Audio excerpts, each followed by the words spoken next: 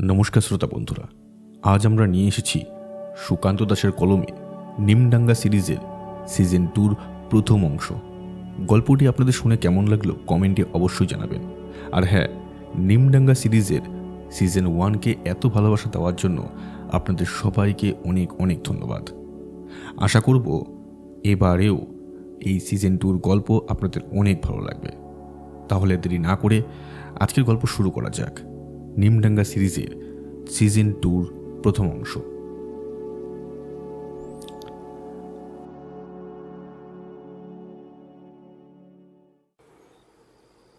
লোকটা অন্ধকারে হেঁটে আসছিল আমার দিকে।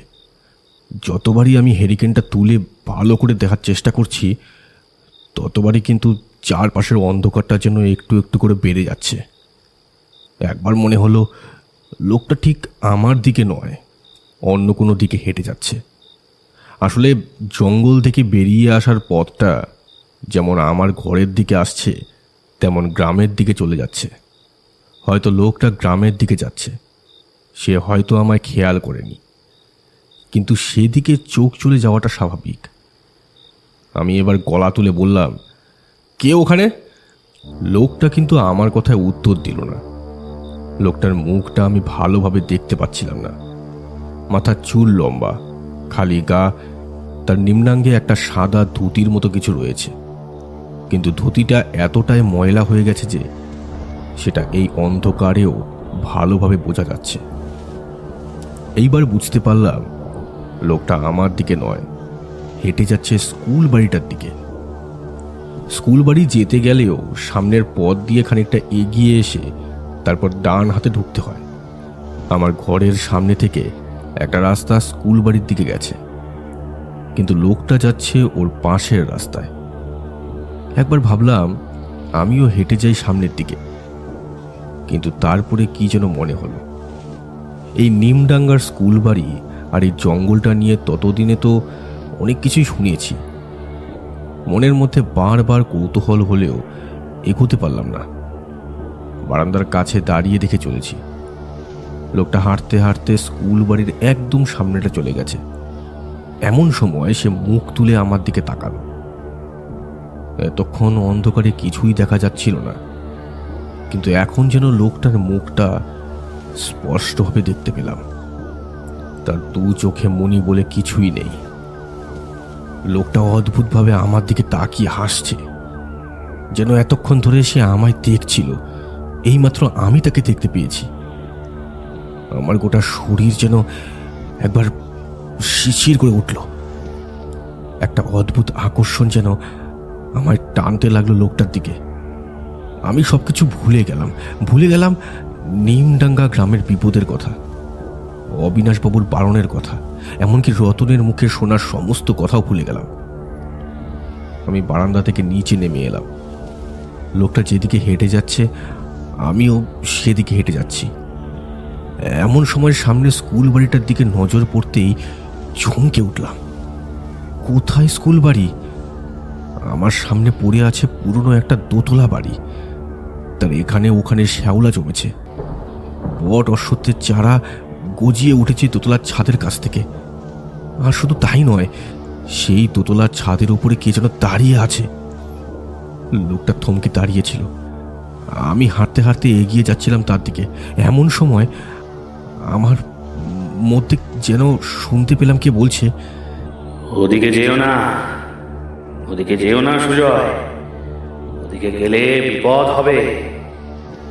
মাথার মধ্যে চলতে থাকে কথাটা, গানের মতো যেন একই ছন্দে একভাবে শুনতে পেলাম।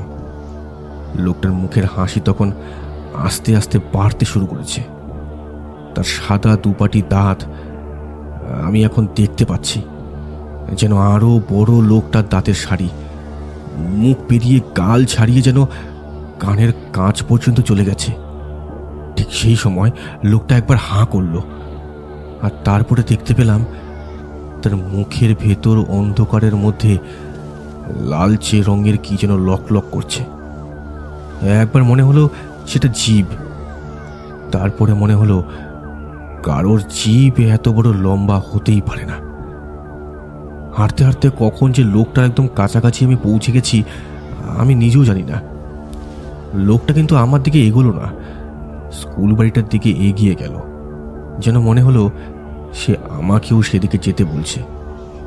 ঠিক তখনই স্কুল বাড়িটার দিক থেকে শুনতে পেলাম একটা মেয়েলি গলায় আর্ত চিৎকার। প্রচণ্ড সেই চিৎকারটা শুনে আর সেই বাড়ির দিকে তাকাতেই দেখতে পেলাম ছাদের ওপর থেকে যেন লাফিয়ে নিচের দিকে এসে পড়ল একটা স্ত্রীলোক। তার পরনে গ্রাম্য কায়দায় পরা শাড়ি। আমার থেকে মাত্র কয়েক হাত দূরে মাটির ওপর পড়ে সে স্থির হয়ে গেছে। রক্তে ভেসে যাচ্ছে গোটা জায়গাটা।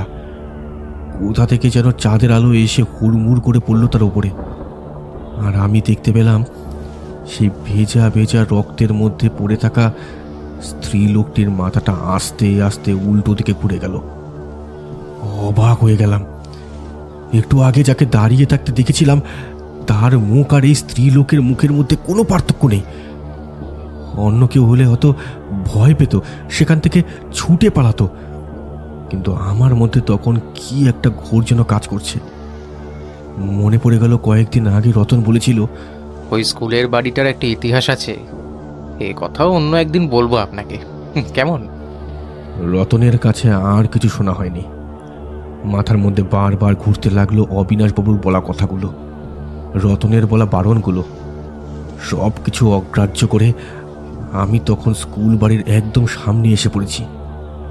রক্তে ভিজে থাকা সেই স্ত্রী লোকটা তখন আস্তে আস্তে উঠে দাঁড়িয়েছে।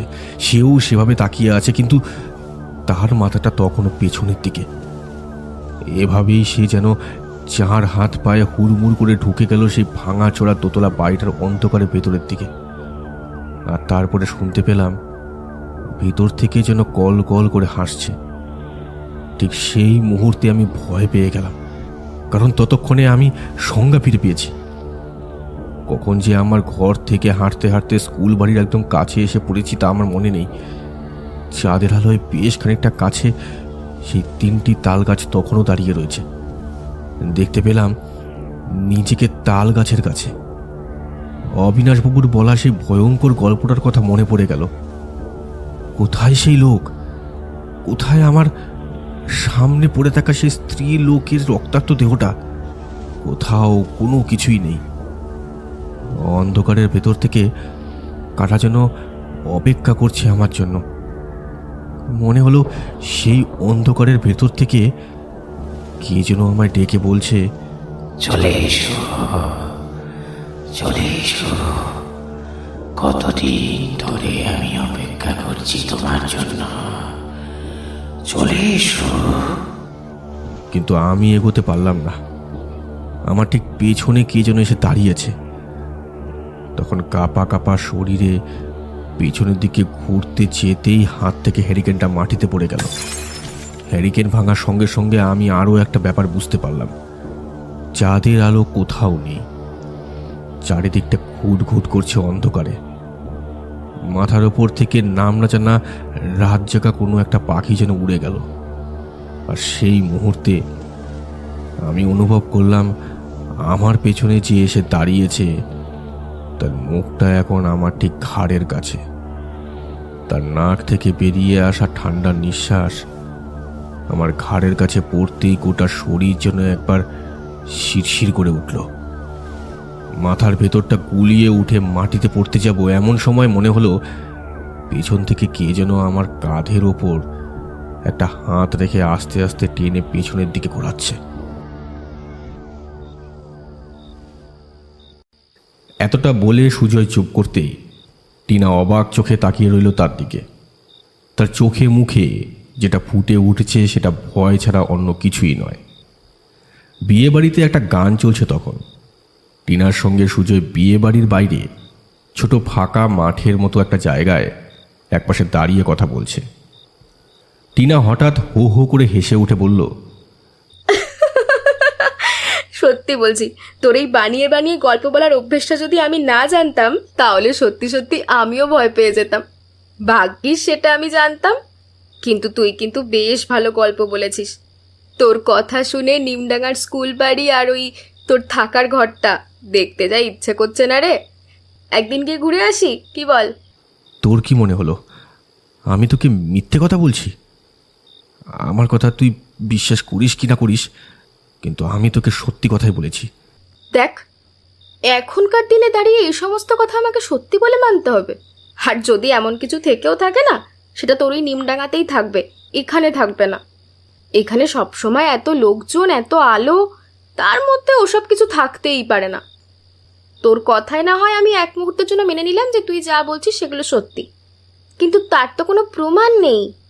আর তাছাড়া তুই নিজেই বলেছিস এমন কিছু চলছে যা তোর ভাবনার বাইরে। সুজয় একটা দীর্ঘশ্বাস ফেলল, তারপর বলল, ভাবনার বাইরে বলেই হয়তো সেখানকার সমস্ত ব্যাপার জানার জন্য আমার মনে কৌতূহলটা বেশি। যদি তেমন না হতো তাহলে হয়তো আমি এত কিছু ভাবতাম না। কিন্তু সেদিন সত্যি সত্যি এমন একটা ব্যাপার ঘটেছিল, বুঝলি। তাহলে তুই তো পেছনে ঘুরেছিলি, পেছনে ঘুরে কাকে দেখতে পেয়েছিলি? সুজয় থমকে গেল। তার দু চোখে আস্তে আস্তে যেটা ফুটে উঠতে লাগলো সেটা ভয় ছাড়া আর কিছুই নয়। ফাঁকা মতো জায়গাটা এড়িয়ে গেলে সামনের দিকে ঘুটঘুটে অন্ধকার। এখানে রাস্তায় আলো আছে, কিন্তু তার মানে এটা নয় যে সব জায়গায় আলো আছে। মাঠের ওপাশে একটা বড় আম গাছ, সেই আম গাছ পেরিয়ে গেলে ওখানে একটা ছোট্ট ডোবা মতো রয়েছে। দিনের বেলার দিকে আশেপাশের লোকেরা মাছ ধরতে আসে। জায়গাটা কলকাতা শহর হলেও কলকাতা মানেই তো আর সব জায়গায় ঝাঁ চকচকে বড় বড় বিল্ডিং, সারাদিন ইট পাথরের জঙ্গলের মধ্যে দিয়ে শো শো করে ছুটে যাওয়া বিশাল বহুল গাড়ি কিংবা লোকজনের কোলাহল নয়। কলকাতার একটু বাইরে এক আত্মীয়ের বিয়েতে সেখানে এসেছে। টিনার সঙ্গে সুজয়ের পরিচিতি অনেক বেশি দিনের। এমনকি টিনা এবং সুজয়ের দুজনের বাড়িতেই সমস্ত কথা জানে, তাই টিনা ওদের সঙ্গে এসেছে। কিন্তু এখানে আসার পর থেকে সুজয়ের অন্যমনস্ক ভাব আর তার অদ্ভুত ব্যবহার দেখে টিনা অবাক হয়েই তার কাছে জানতে চেয়েছিল কি হয়েছে। আর তারপর কথায় কথায় সুজয় এই কথাটা বলেছে। যাক, আমি এটুকু তো বুঝতে পারছি, নিমডাঙ্গা গ্রামের ব্যাপারটা বিশ্বাস করে ওই লোকগুলোর গল্প তোর মনে প্রভাব ফেলেছে। কিন্তু এসব কিছু হয় না। তুই কি নিজে কিছু দেখেছিস? অনেক কিছুই দেখেছি, আর তার চেয়েও বেশি অনেক কিছু অনুভব করেছি। তুই সেসবকে হ্যালুসিনেশন বলে উড়িয়ে দিতে পারিস, কিন্তু বিশ্বাস কর, নিমডাঙ্গা গ্রামে একবার গেলে তুই বুঝতে পারবি জায়গাটা সম্পূর্ণ আলাদা। তাছাড়া এতগুলো মানুষ একসাথে দল বেঁধে আমায় মিথ্যা কথা বলে কি করবে? তাদের মোটিভ কি? মোটিভ হলো তোর মনে একটা কৌতূহল তৈরি করা। আর রতন নামে যে বাচ্চা ছেলেটার কথা বলছিস, সে এত কম বয়সে এমন একটা নাটকের সঙ্গে যে কিভাবে জড়িয়ে গেল সেটাই বুঝতে পারছি না। আচ্ছা, তুই যে স্কুল বাড়ির কথা বলছিস সেখানে তো এখনো ছেলেমেয়েরা পড়াশোনা করে। তুই নিজেই তো সব কিছু দায়িত্ব নিয়েছিস, তাহলে? আমি কিছুই জানি না, কিচ্ছু বুঝতে পারছি না। নিমডাঙ্গা থেকে বেরিয়ে আসার পরে সমস্ত কিছু কেমন যেন অন্যরকম বলে মনে হচ্ছিল। আর ওখানে থাকার সময় ব্যাপারটা ছিল সম্পূর্ণ অন্যরকম। তুই বিশ্বাস করবি না, এখনকার দিনে যদিও নিমডাঙ্গা গ্রামটা অনেক পিছিয়ে আছে, তবুও সেখানে ইলেকট্রিসিটির ব্যবস্থা নেই। বুঝতে পারছিস ব্যাপারটা? মোবাইল চার্জের জন্য আমার স্টেশন পর্যন্ত যেতে হয়। তুই এত চিন্তা কেন করছিস একটু বলবি? পরীক্ষাগুলো দিয়ে চাকরির জন্য রেডি হচ্ছিস, নিজের অন্য কোথাও একটা চাকরি হয়ে গেলে সেখানেই চলে যাবি। যতদিন একান্ত না হচ্ছে ততদিন বেকারই থাক। এই একটা কথাই সুজয় জানে, চাকরি। এই বাজারে একটা চাকরি পেয়ে সেটাকে ছেড়ে দিয়ে আবার অন্য চাকরির জন্য বসে থাকা বোকামো ছাড়া আর কিছুই নয়। কিন্তু টিনা বুঝবে না। মেয়েরা সমস্ত কিছু বোঝে না। তাদের বোঝাতে গিয়ে সময় কিংবা মন কোনোটাই ব্যস্ত করতে চায় না সুজয়। তাই হেসে বলল, ঠিকই বলেছিস, আমি বোধহয় একটু বেশিই ভাবছি। হ্যাঁ, চল চল এখন যাই। নারায়ণ ভট্টাচার্য তার বাড়ির দাওয়ার কাছে বসে কি যেন ভেবে চলেছিল, বিশেষ করে এই নতুন মাস্টারের কথা। তাকে দেখে কেমন যেন একটা অদ্ভুত লাগলো। তাছাড়া জঙ্গলের দিকে যদি লোকটা যায় তাহলে সে মিথ্যে কথা বলল কেন? এমনি এমনি নিজের জায়গা বদল করে মাস্টারমশাইয়ের চোখে দেখা দেবে না।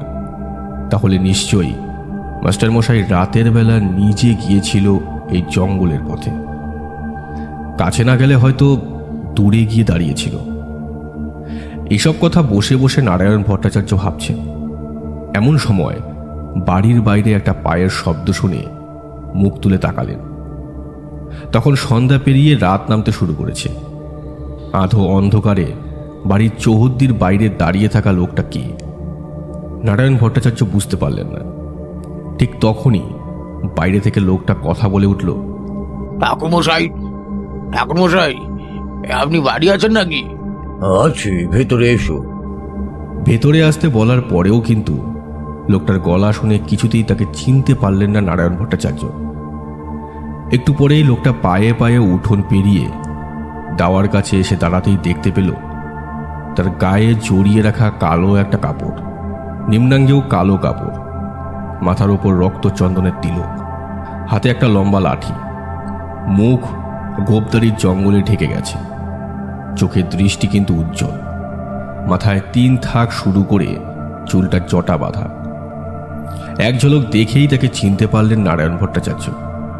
এ হলো আদিনাথ চক্রবর্তী, পাশের গ্রামের আদিনাথ।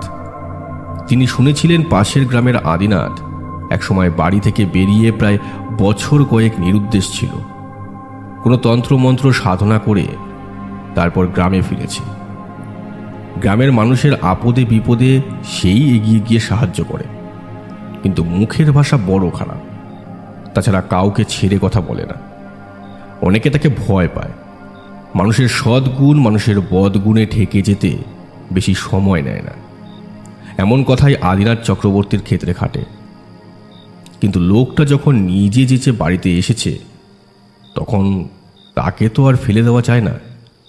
তাই নারায়ণ ভট্টাচার্য বললেন, আরে আদিনাথ মনে হচ্ছে, এসো এসো, আমার কি সৌভাগ্য, তুমি আমার বাড়িতে এসেছো। ভেতরে এসো, ভেতরে এসো।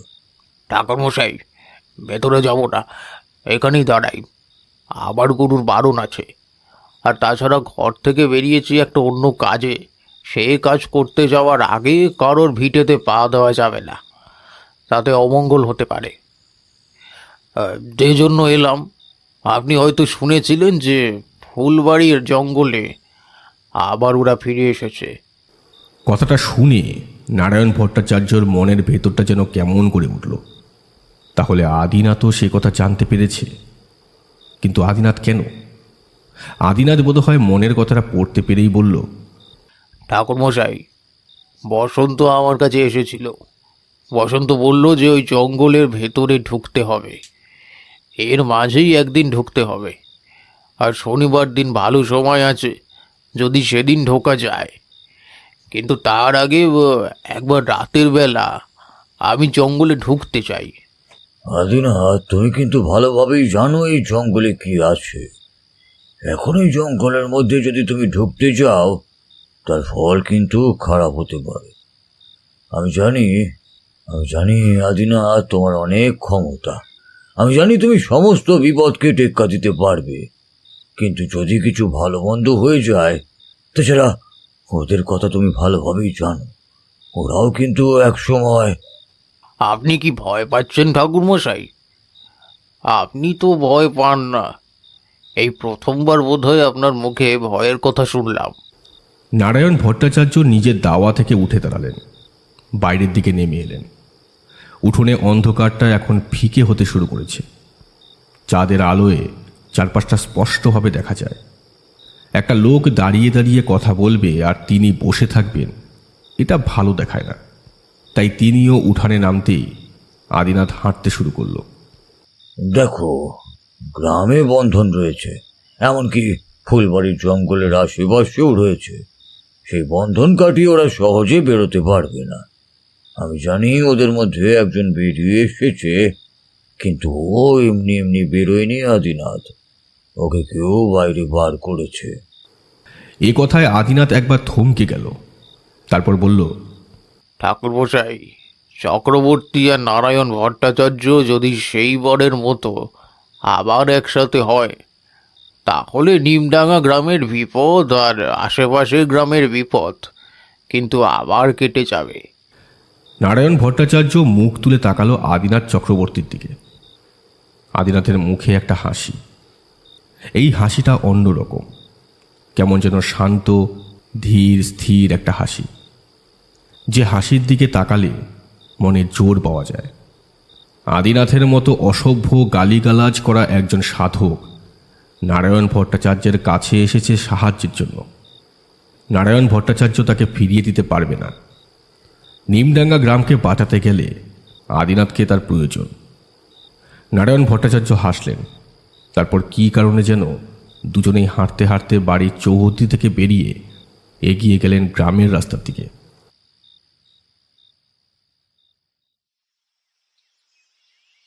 সকালের দিকে অনেকগুলো কাজ সেরে অবিনাশ ফিরছিল বাড়ির দিকে। মাস্টারমশাই চলে যাওয়ার পর স্কুল বাড়ির দিকে আর একবারও যাওয়া হয়নি। এর মাঝে 2 দিন কেটে গেছে। নানা কারণে ঠাকুরমশাইয়ের সঙ্গে দেখা করা হয়নি। এর মাঝে একবার খবর নিয়েছিল বিশু এখন আগের থেকে ভালো আছে। ধীরে ধীরে ফুলবাড়ির জঙ্গলে ঢোকার সেই দিন অর্থাৎ শনিবার সামনের দিকে এগিয়ে আসছে। কিন্তু অবিনাশ বুঝতে পারছিল না আবার যদি গ্রামে কিছু হয় তখন। ঠাকুরমশাই একাই কি এই বিপদে সত্যি কিছু করতে পারবে? শুধু বন্ধন দিয়ে তাদের আটকানো যাবে না। যদি আটকানো যেত তাহলে সেই রাত্রে রতন আর মাস্টার মশাইয়ের সঙ্গে দাঁড়িয়ে ওই পথের কাছে সেই বিভৎস জিনিসটাকে সে দেখতে পেত না। কপালে যে আর কি আছে, নিমডাঙ্গা গ্রামের আগেও 2বার বিপদে পড়েছে, আবার যদি কিছু হয়। এমন সময় অবিনাশের দেখা হয়ে গেল হারাধন ভট্টাচার্যের সঙ্গে। হারাধন ভট্টাচার্য কি একটা কাজ সেরে গ্রামের বাইরে থেকে ফিরছিলেন। কি ব্যাপার অবিনাশ, আর এ সময় কোথা থেকে ফিরছো? আর বলবেন না, একটা কাজ ছিল। তা আপনি? এই কথা ও কথার পর অবিনাশ আসল কথাটা পেরিয়ে ফেলল। সবই তো শুনেছেন, আলাদা করে বলার মতো তো আর কিছু নেই। আজকে সন্ধেবেলা ঠাকুরমশাই বাড়িতে আসবেন নাকি? আমি বিশু সেখানেই যাচ্ছি। কিছু একটা তো করতে হবে, না হলে আবার সেই। বসন্তকাল এলেই বড় ভয় হয় বুঝলে। আর যে কি হয়, স্কুল বাড়িটাকে কিভাবে যে দাঁড় করিয়েছি সে তো একমাত্র আমিই জানি। গ্রামের লোকেদের তো ওইদিকে কোনো দৃষ্টিই নেই। গ্রামের ছেলেপুলেরা পড়াশোনা না করলে কি বুঝবে বলো তো? দুনিয়া কোথায় চলে যাচ্ছে আর আমরা এইখানেই পড়ে আছি। যাই হোক, তোমরা যা ভালো বোঝো করো, সময় পেলে ঠিকই আসবো। এ কথা বললে কি হয় বলুন তো? আপনারা গ্রামের মাথা, আপনারা থাকলে একটা কিছু সিদ্ধান্ত নেওয়া যায়।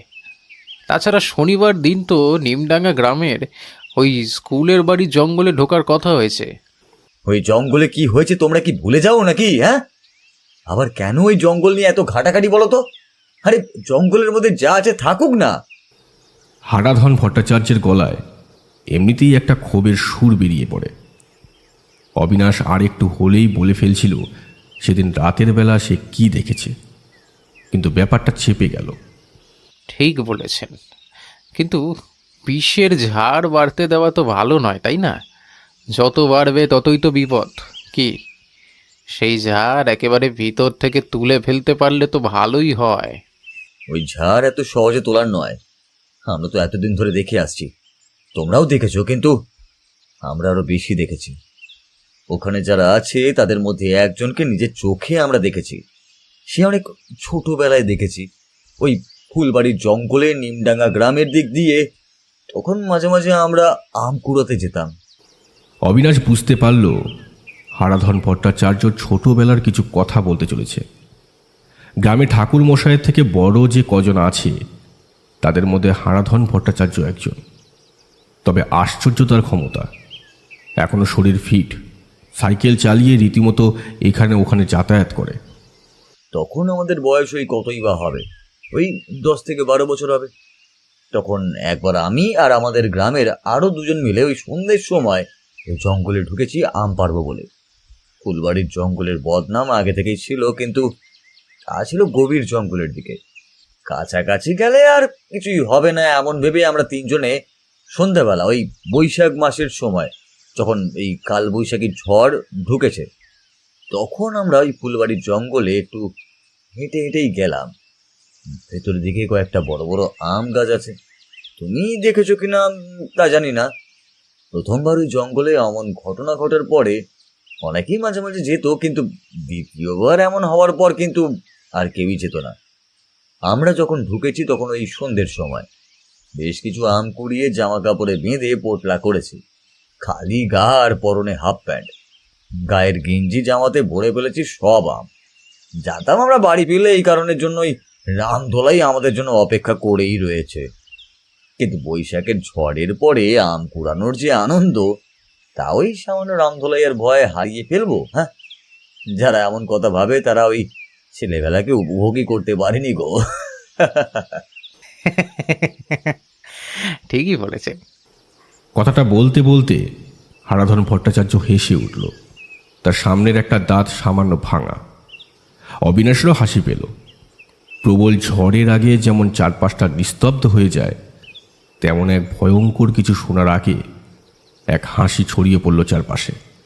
আমাদের সঙ্গে যতদূর মনে পড়ে ওই লালু আর গোবিন্দই ছিল। না না না, ভুল বলেছি, 12 নয়, তার চেয়ে একটু বেশি ছিল মনে হয় বয়সটা।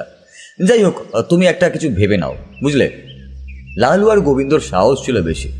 অস্বীকার করব না যে আমার সাহস ছিল একটু কম বলে, কারণ তারা আমার চেয়ে একটু বড়ই ছিল।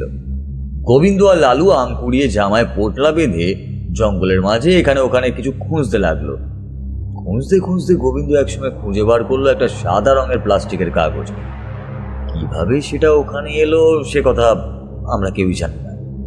সেটাতে অনেক আম ধরবে, আমগুলো তার মধ্যে ভরে ওরা আবার নতুন উদ্যমে আম কুড়োচ্ছে। বৈশাখের পর এই আম বাগানের মাঝে লোকজন খুব একটা আসে না, এলেও ওই দিনের বেলায়। আজ তাই আমের রাজত্ব যেন চারপাশে। বেশ আম কুড়িয়ে চলেছি, কুড়োতে কুড়োতে একদিকে সরে এসেছি। আম গাছের বাগানটা পেরিয়ে একপাশে লম্বা সারি দিয়ে কয়েকটা সুপুরি গাছ দাঁড়িয়ে থাকে। সেখানে এসে দাঁড়াতেই দেখি সুপুরি গাছের তলায় কে যেন দাঁড়িয়ে আছে। আমি কিছু বুঝে ওঠার আগেই লোকটা সুপুরি গাছে তরতর করে উঠে গেল উপরের দিকে। কোন মানুষ এত তাড়াতাড়ি সুপুরি গাছের উপরের দিকে উঠতে পারে বলে আমার আর বিশ্বাস ছিল না। লোকটা ফট করে উপরের দিকে উঠছে সে কথা ঠিক আছে, কিন্তু তার মুখটা তাকিয়ে আছে আমার দিকে। আধারের মাঝে অল্প চাঁদের আলোতে এই আধো অন্ধকারের মধ্যেও যেন আমি স্পষ্টভাবে দেখতে পেলাম তার দুটো চোখ, মণিহীন সাদা ফ্যাকাশে চোখ। তার মুখের হাসিটা আরো ভয়ঙ্কর। তার মুখের সাদা দাঁতগুলো যেন ঠোঁটের পরিধি বেরিয়ে একেবারে গাল ছাড়িয়ে কান পর্যন্ত চলে গেছে। যেভাবে কুকুর মস্ত বড় হাঁ করে, ঠিক সেইভাবেই যেন তার মুখটা এমন মস্ত বড় হাঁ করেছে। আর সেই মুখের ভেতরে আমার মতন একটা বাচ্চা ছেলের মাথাটা পর্যন্ত ঢুকে যেতে পারে। পাথরের মতো ঠায় দাঁড়িয়ে রইলাম। এমন সময় লালু কোথা থেকে এসে আমায় একটা ঠেলা দিল। পেছনে তাকিয়ে দেখি লালু বাড়ি ফিরতে চাইলো, তাই আমি লালু বাড়ি ফিরছি। কিন্তু গোবিন্দর কথা এক মুহূর্তেই যেন আমরা ভুলে গেছিলাম। মাথার মধ্যে বারবার ঘুরে ফিরে বেড়াচ্ছে সুপুরি গাছের মধ্যে ওভাবে উঠে যাওয়া সেই লোকটার কথা। ওটা কি মানুষ? আমি কি ঠিক দেখেছি? শুধু তার মুখের সেই দাঁতের শাড়িগুলো বাদ দিলে একটা মানুষের মতোই তো দেখতে। হাঁটতে হাঁটতে অনেকটা চলে আসার পরেই হঠাৎ করে থমকে দাঁড়িয়ে বললাম, কোথায় এসে পড়েছি আমরা? এটা তো জঙ্গল থেকে বাইরে যাওয়ার পথ নয়। আমবাগান পেরিয়ে ভেতরের দিকে যে পথটা আছে আমি সেই দিকেই এসে পড়েছি কখন যেন। পেছনে ঘুরে লালুকে কিছু বলতে যাব, এমন সময় পেছনে তাকিয়ে দেখি কোথায় লালু। লালু তো নেই। বুকের ভেতরটা ধড়াস করে উঠল। জামার মধ্যে গুটিয়ে রাখা আমের পুটলিটা হাত থেকে মাটিতে পড়ে গেল। একটা ঠান্ডা হাওয়া এসে আমায় প্রচন্ড ধাক্কা দিয়ে যেন মাটির উপরে ফেলে দিল। আর ঠিক তারপরেই দেখতে পেলাম একটু দূরেই ছোট্ট ঝোপ মতো জঙ্গল রয়েছে একটা জায়গায়। সেখান থেকে বেরিয়ে আসছে একটা মাথা।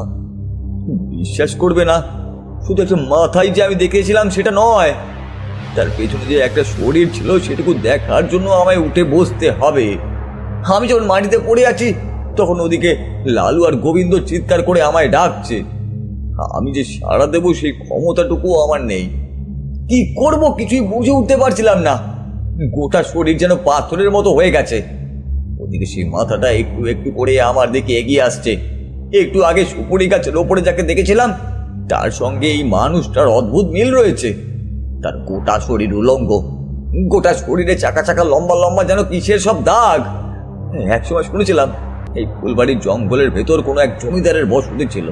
সেই জমিদার ছিল প্রচণ্ড অত্যাচারী। যাই হোক, সেই জমিদারের অনেক গল্প ছিল, সে কথা না হয় অন্য সময় বলবো। তখন আমার যেন তেন অবস্থা, গলার কাছে যেন হৃৎপিণ্ডটা বেরিয়ে এসেছে। চিৎকার করব কি, নিঃশ্বাস পর্যন্ত নিতে পারছি না।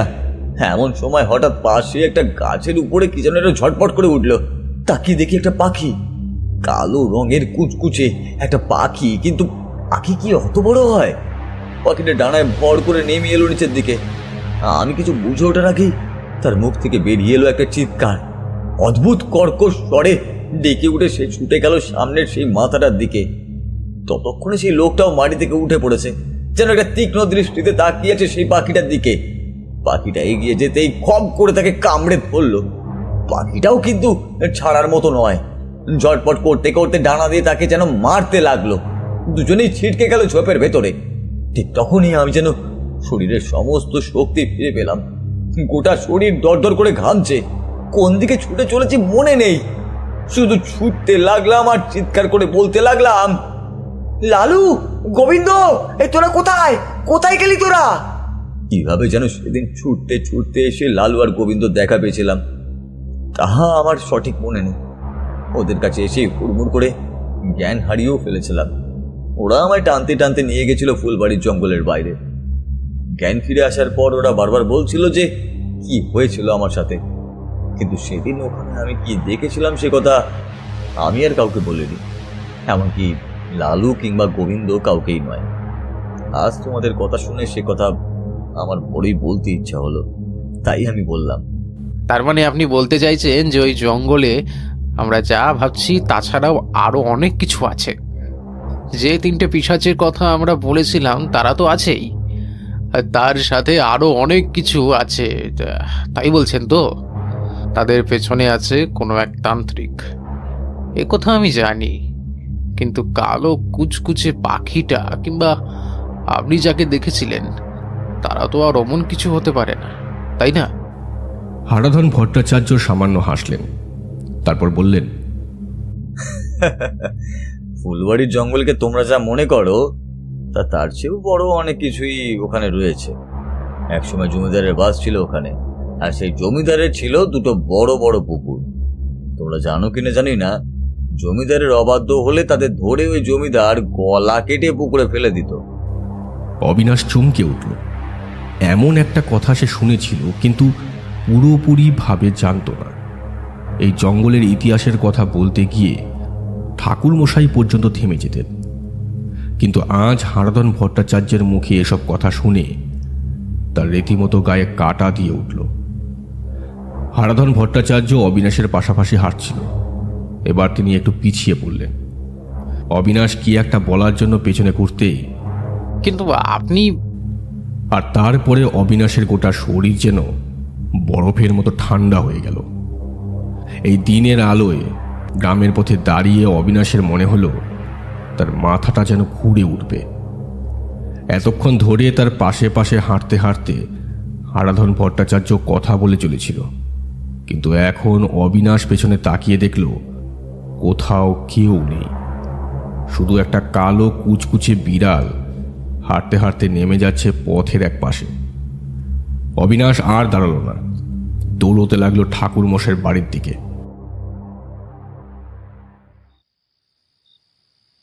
কি যে করব কিছুই বুঝতে পারছি না। এদিকে স্কুলের কাজ তো প্রায় শেষ হয়ে গেল, বিয়ে বাড়িও শেষ, দুটো দিন এখনো হাতে রয়েছে। ততদিন বিশ্রাম করি, তারপরে ফিরে যাই। কি বলো মা? তোর যেটা ভালো মনে হয় তুই কর বাবা, কিন্তু আমায় তো তুই বললি না তোর মুখটা এমন লাগছে কেন? আর আসার পর থেকে দেখছি কেমন একটা অন্যমনস্ক হয়ে রয়েছিস।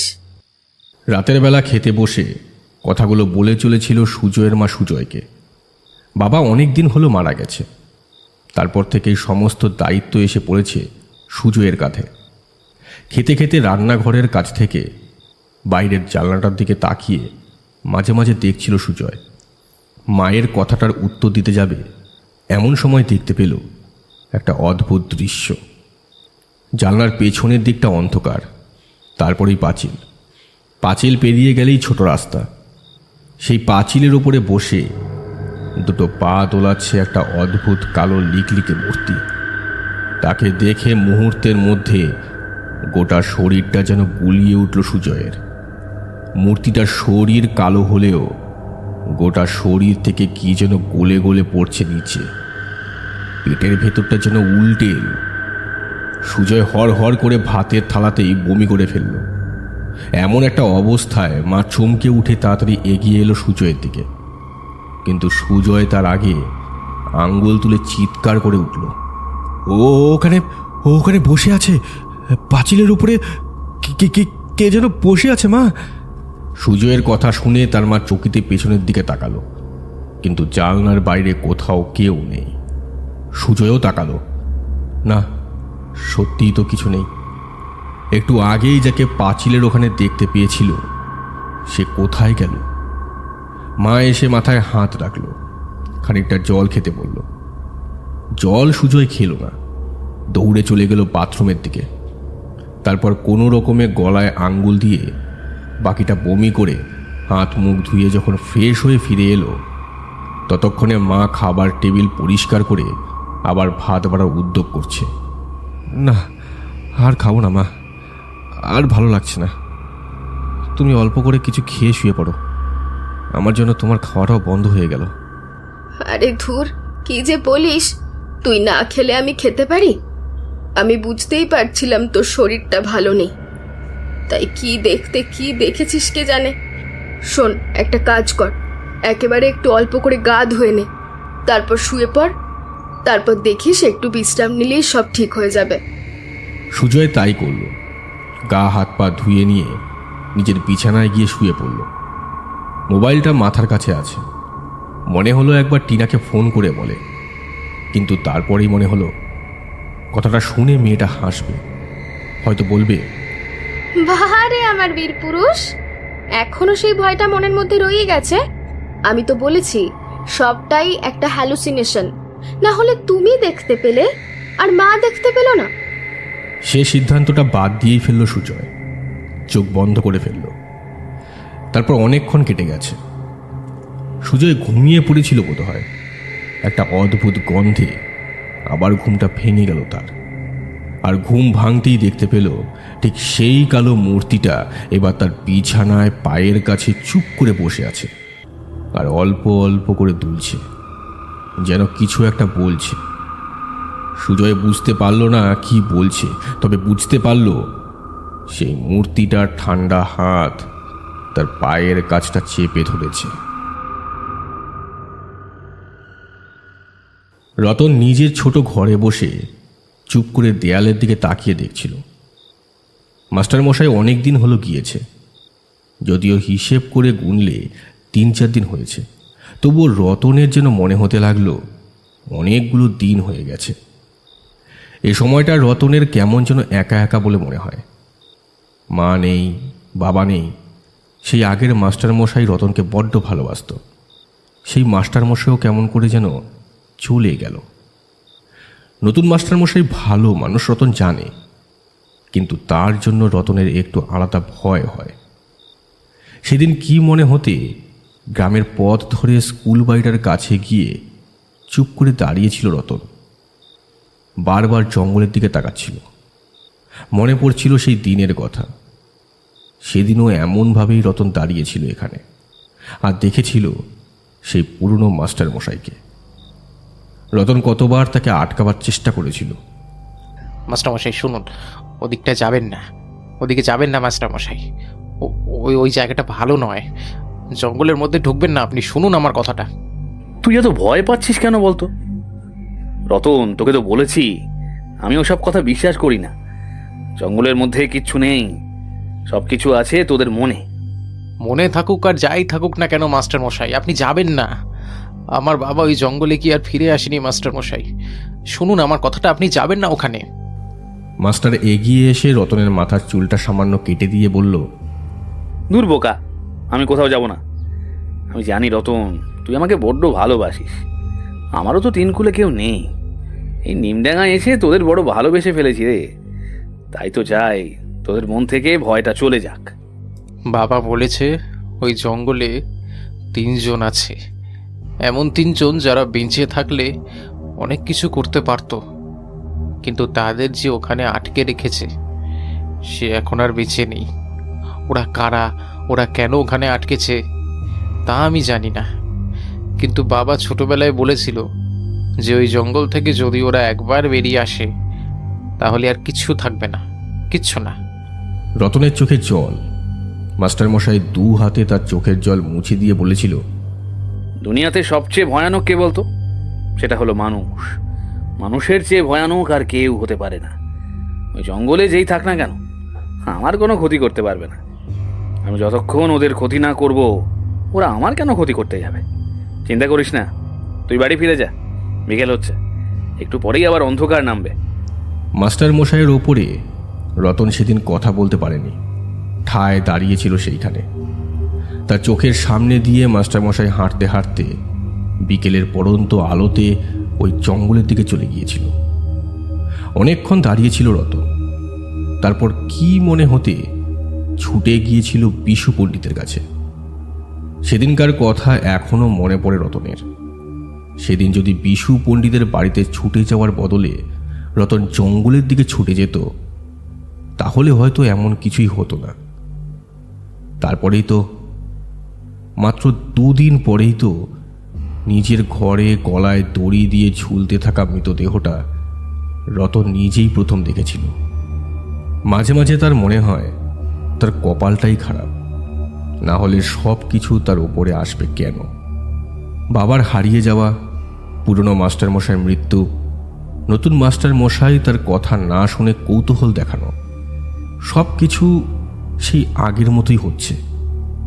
এই যে সাধু বাবা একবার তাদের গ্রামে এসে রতনের হাত দেখে বলেছিল রতনের গোটা জীবনটা কাটবে দুঃখে। রতনের চোখের কোণে জল এলো। ছোট্ট জানলা দিয়ে বাইরের দিকে তাকিয়ে রতন দেখল চাঁদের ফ্যাকাশে আলো বাড়ির পেছনের দিকের জঙ্গলটার কাছে এসে পড়েছে। আরেকটু এগিয়ে গেলে একটা মরা ডোবা রয়েছে। ডোবায় জল নেই, গরু ছাগল মাঝে মাঝে ওইখানে নেমে পড়ে। ছোট ছোট ঘাস জন্মেছে এখন। রতন জানালা বন্ধ করতে যাবে এমন সময় কার যেন গলা শুনতে পেল। জানলার কাছে সরে এসে চুপ করে দাঁড়ালো রতন। বাইরে থেকে ভেসে এলো একটা চেনা গলা, গোবিন্দ হালদার। গোবিন্দ হালদার কাকে যেন বলছে, আমার কথা শোন, জঙ্গলের মধ্যে কিন্তু এখন চট করে কেউ ঢুকবে না। যা খবর পেয়েছি তাতে জঙ্গল নিয়ে আশেপাশের সব গ্রাম ভয়ে রয়েছে। ও গ্রামের বসন্ত, এ গ্রামের বিশু, সবাইকে আমার খোঁজ নেওয়া হয়ে গেছে। কেউ ঢুকবে না। এই ফাঁকে আমাদের। কিন্তু ওস্তাদ, যদি জঙ্গলের মধ্যে ঢুকে আমরা বিপদে পড়ি? একবার তো দেখলে জঙ্গলে ঢুকে কি হলো। আমার মনে হয় জঙ্গলটা বাদ দাও। এই যে মোড়ার ডোবাটা আছে না, ওর মাটি নরম, এইখানে যদি কোনো একটা ব্যবস্থা করা যায়। আরে তোরা বুঝতে পারছিস না, জঙ্গলের মধ্যে একে তো লোক ঢুকবে না, তারপর পচা গন্ধ বেরোবে না। এইখানে পুঁতে রাখলে যদি কোনোভাবে শেয়াল কুকুরে টেনে বার করে তারপর। কথাটা শুনে চমকে উঠল রতন। গন্ধ বেরোবে? কি পুঁতে রাখার কথা বলছে ওরা? কথাটা ঠিকই বলেছ, পচতে তো সময় লাগবে, কিন্তু কাজটা কি ঠিক হলো? যদি কেউ খবর পেয়ে যায় তখন? ব্যাটা আমার সঙ্গে লাগতে এসেছিল। আমার সঙ্গে লাগতে হলে তার ফল যে কি হয় সেটা বুঝতে হবে না? এই নিমডাঙ্গায় ঢোকে পুলিশের লোক হয়ে আমার গায়ে হাত দেবে? হ্যাঁ, পুলিশের লোক? গোবিন্দ হালদার কি করেছে? আরও কিছুক্ষণ ধরে ওরা কথা বলল, তারপরে এগিয়ে গেল ডোবার দিকে। খোলা জানালা দিয়ে রতন সব দেখতে পেল। একটা বস্তার মধ্যে করে কিছু একটা ভরা রয়েছে। সেখানে গিয়ে তার নরম মাটি তুলে তার ভেতরে ফেলে দিল জিনিসটা। তারপর ডোবার পাড় ধরে উঠে এলো ওরা দুজন। গোবিন্দ হালদার একটু পেছনে হাতে পায়ের কাদা ছাড়তে ছাড়তে বলল, খবরদার কাক পক্ষীতেও যেন টের না পায়, বুঝলি? ওস্তাদ, সামনেই তো মনের বাড়ি। মনের ছেলেটা তো ঘরেই আছে। আমাদের কথাবার্তা যদি কিছু শুনে থাকে তখন? কথাটা শুনে রতনের বুকের ভেতরটা কেমন যেন ধক করে উঠল। রতন চুপ করে দাঁড়িয়ে আছে। স্পষ্ট বুঝতে পারছে গোবিন্দ হালদার আর তার লোকেরা পায়ে পায়ে এগিয়ে আসছে তার জানলাটার দিকেই। রতন বুঝতে পারছে না কি করবে। গোবিন্দ হালদার যদি বুঝতে পারে সে ব্যাপারটা দেখেছে, তাহলে আজ রাতেই তাকেও মেরে ওই ডোবার জলে মাটি চাপা দিয়ে দেবে। কিন্তু এখন সে কি করবে? এখান থেকে বিছানা পর্যন্ত ছুটে যেতেও যদি শব্দ হয় তাহলে? আরও কয়েক পা এগিয়ে এলো বাইরে ওরা। রতনের মনে হলো ওদের পায়ের শব্দ যেন নিজের বুকের মধ্যে শুনতে পাচ্ছে। শব্দগুলো আরও খানিকটা কাছে এগিয়ে আসতেই ঘরের মেঝেতে এসে পড়া অন্ধকারের সুযোগ নিয়ে রতন সরে গেল একপাশে। ঠিক তখনই জানলার কাছে পাশাপাশি এসে পড়ল তিনটে ছায়া। একজন ঘরের ভেতর টর্চের আলো ফেলে উকি মেরে বলল, না ওস্তাদ, ঘরে কেউ নেই। ছেলেটা বোধহয় বাইরে কোথাও গেছে। ভালো করে দেখ, বলা যায় না বেটা কোথাও খাপটি মেরে আমাদের কথা শুনতে পারে। আমি কাউকে বিশ্বাস করি না, কাউকে না। অনেকক্ষণ ধরে দেখার পরে ওরা যখন সরে গেল, রতন যেন হাঁপ ছেড়ে বাঁচল। আস্তে আস্তে বিছানায় গিয়ে রতন ভাবল, গ্রামে যে পুলিশ ঢুকেছে সে কথা বিশু পণ্ডিত আগেই জানিয়েছিল, কিন্তু সেই পুলিশ তাহলে গোবিন্দ হালদারকে ধরার জন্যই এসেছে, আর সেই পুলিশকে মেরে ওই ডোবার মধ্যে। রতনের মাথা কেমন গুলিয়ে গেল। সবকিছু তার মাথায় ভালোভাবে ঢুকছে না। বিছানার ওপর শুয়ে কোনো রকমে হেলান দিয়েছে সে। এমন সময় একটা অদ্ভুত চিন্তা তার মাথায় এলো। ঠিক তখনই দরজায় একটা ধাক্কা হলো। রতনের মনে হলো বুকের ভেতর থেকে হৃৎপিণ্ডটা ছিটকে বাইরে বেরিয়ে এসেছে। বাকিদের সঙ্গে গোবিন্দ এগিয়ে গিয়েছিল বেশ খানিকটা, কিন্তু একটা কথা মনে পড়তে ওদের দুজনকে এগিয়ে যেতে বলে সে পেছনের দিকে হেঁটে আসতে লাগলো। একটা কথা তার মাথায় এসেছে, ঘরের দরজাটা ভেতর থেকে বন্ধ ছিল না বাইরে থেকে। ব্যাপারটা দেখে আসা হয়নি। এটা দেখার জন্য সে আবার এগোতে লাগলো রতনের সেই পুরনো ভাঙা বাড়ির উদ্দেশ্যে। রতন আস্তে আস্তে উঠে দাঁড়িয়েছিল। আবার ধাক্কা। রতন বুঝতে পারছিল কে এসেছে, কিন্তু দরজা খুলতে চাইছে না। বাইরে থেকে কোনো শব্দ না শুনে সে দরজা খুলবে না। আবার দরজায় ধাক্কা পড়ল। রতন একরকম বাধ্য হয়ে এগিয়ে গেল। দরজায় এমনভাবে ধাক্কা দিচ্ছে, দরজা না খুললে বোধহয় দরজাটা ভেঙেই ফেলবে। তারপর কি একটা ভেবে যেন রতন সামনের দিকে এগোতে লাগলো। দরজার বাইরে কেউ একজন অধীর আগ্রহে অপেক্ষা করছে তার জন্য। গোবিন্দ হালদার ছাড়া অন্য কেউ হতে পারে না। তাহলে ও ঠিক বুঝতে পেরেছে রতন ঘরে আছে। রতন জানে দরজা না খুললেও তাকে। রতনের দু চোখ বেয়ে জলের বদলে জমা ঘাম নেমে এলো। রতন যেই মুহূর্তে ঘরের দরজাটা খুলেছে, ঠিক সেই সময় একটা জোরালো আলো এসে পড়ল দরজার কাছটায়। আর তাতে রতন প্রথমে কিছুই দেখতে পেল না, শুধু দেখল একটু দূর থেকে কে যেন তার ওপর টর্চের আলো ফেলেছে। কিন্তু তারপরেই একটা অবিশ্বাস্য ব্যাপার ঘটে গেল। চোখের সামনে রতনের ঘরের দরজার কাছে চার হাত পায়ে উবু হয়ে বসে থাকা কিছু একটা হঠাৎ করে পেছনের দিকে ঘুরে ঝাঁপিয়ে পড়ল যেখান থেকে টর্চের আলো ভেসে আসছে সেই দিকে। গোবিন্দ হালদার চিৎকার করে উঠল। রতন বুঝতে পারল ওটা মরণ আর্তনাদ। আর সেই টর্চের দুলতে থাকা আলোয় রতন দেখতে পেল মাটিতে পড়ে গেছে গোবিন্দ হালদার, আর সেই মূর্তি গলার কাছ থেকে দাঁতে করে মাংস রক্ত তুলে নিচ্ছে। চোখের পলকে রতন ঘরে ঢুকে পড়েছিল, আর তারপর দরজাটা বন্ধ করে হেলান দিয়ে দাঁড়িয়েছিল সেখানে। ওটা কি? নিমডাঙ্গা গ্রামের পিশাচের কথা শুনেছে রতন, কিন্তু আজ চোখের সামনে যেটা দেখতে পেল সেটা পিশাচ নয়, ওটা অন্য কিছু। রতন মনে মনে বাবাকে ডাকতে লাগলো,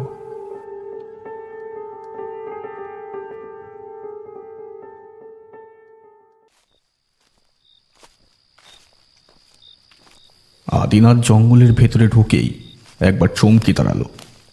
তারপর পেছনের দিকে তাকিয়ে এসে বলল, জঙ্গলটা আজ একটু অন্যরকম বলে মনে হচ্ছে না ঠাকুর মশাই? আপনি কি বলেন? ব্যাপারটা নারায়ণ ভট্টাচার্য নিজেও বুঝতে পারছিলেন। আর শুধু তাই নয়, জঙ্গলের ভেতরে ওরা প্রবেশ করেছে নিমডাঙ্গার দিক থেকে। এই দিকের পথে আসার সময় সেই 3টে তালগাছকে দেখে আসতে হয়েছে তাদের। তালগাছের তলা থেকে আসার সময় সেই অদ্ভুত অনুভূতিটাও আরেকবার হয়েছিল নারায়ণ ভট্টাচার্যের। শুধু একবার নয়, যতবার রাতের অন্ধকারে এই পথে এসেছে ততবারই হয়েছে এমন। কিন্তু এইবার জঙ্গলে ঢোকার সময় আরও একটা অদ্ভুত ব্যাপার মনে হচ্ছিল। জঙ্গলে প্রবেশের পথে পা রাখার সঙ্গে সঙ্গে মনে হলো জঙ্গলের ভেতরের পরিবেশটা অনেকটাই অন্যরকম। গ্রামের বাতাসের চেয়ে জঙ্গলের বাতাস একটু বেশি ভারী। ব্যাপারটা আদিনাথ নিজেও বুঝতে পেরেছিল। আদিনাথের ক্ষমতা নেহাত কম নয়, তাই প্রথমে সেই প্রবেশ করেছিল জঙ্গলের ভেতরে। দেহবন্ধন ছাড়াও একটা বিশেষ প্রক্রিয়া করে নিয়েছিল দুজন, কারণ জঙ্গলের মধ্যে যে কোন বিপদ লুকিয়ে আছে তা আগে থেকে নিশ্চিতভাবে বলা যায় না। আদিনাথ, তোমায় আমি চিনি। নেহাত প্রয়োজন না হলে কোনো বিপদের ঝুঁকি নেবার দরকার নেই। মনে রেখো, যাদের খোঁজে আমরা এখানে এসেছি তারা কিন্তু কোনো সাধারণ প্রেতাত্মা নয়। ঠাকুরমশাই, সেদিনের কথা কিন্তু আমি এখনো মনে রেখেছি। সেদিনের কথা যদি ভুলে যেতাম তাহলে না হয় অন্য কথা ছিল। কপালের কাটা দাগটার কথা কি চট করে বলা যায় বলুন তো? তাছাড়া এটা তো মানুষের জন্যই করা। আমাদের এই নিমডাঙ্গা, আমাদের গ্রাম, সব জায়গায় এমন বিপদের মুখে পড়ে আছে যে কি আর। কথাটা বলে একটা রহস্যময় হাসি হাসল আদিনাথ। নারায়ণ ভট্টাচার্য বুঝতে পারল আদিনাথ মিথ্যে বলছে না। লোকটা একটু রকচটা হতে পারে, কথায় কথায় অশ্রাব্য ভাষা মুখ থেকে বের করতে পারে, একটু আধটু অহংকারীও হতে পারে, কিন্তু মানুষটা ভালো। বিশেষ করে মানুষটার মধ্যে একটা ক্ষমতা আছে, ঠিক যেমনটা ছিল মোহনের। মোহনের কথা মনে পড়তেই রতনের মুখটা বারবার চোখের সামনে ভেসে ওঠে নারায়ণ ভট্টাচার্যের। না, জঙ্গলে ঢোকার পর এখন এসব ভাবলে হবে না, মন দুর্বল করলে হবে না।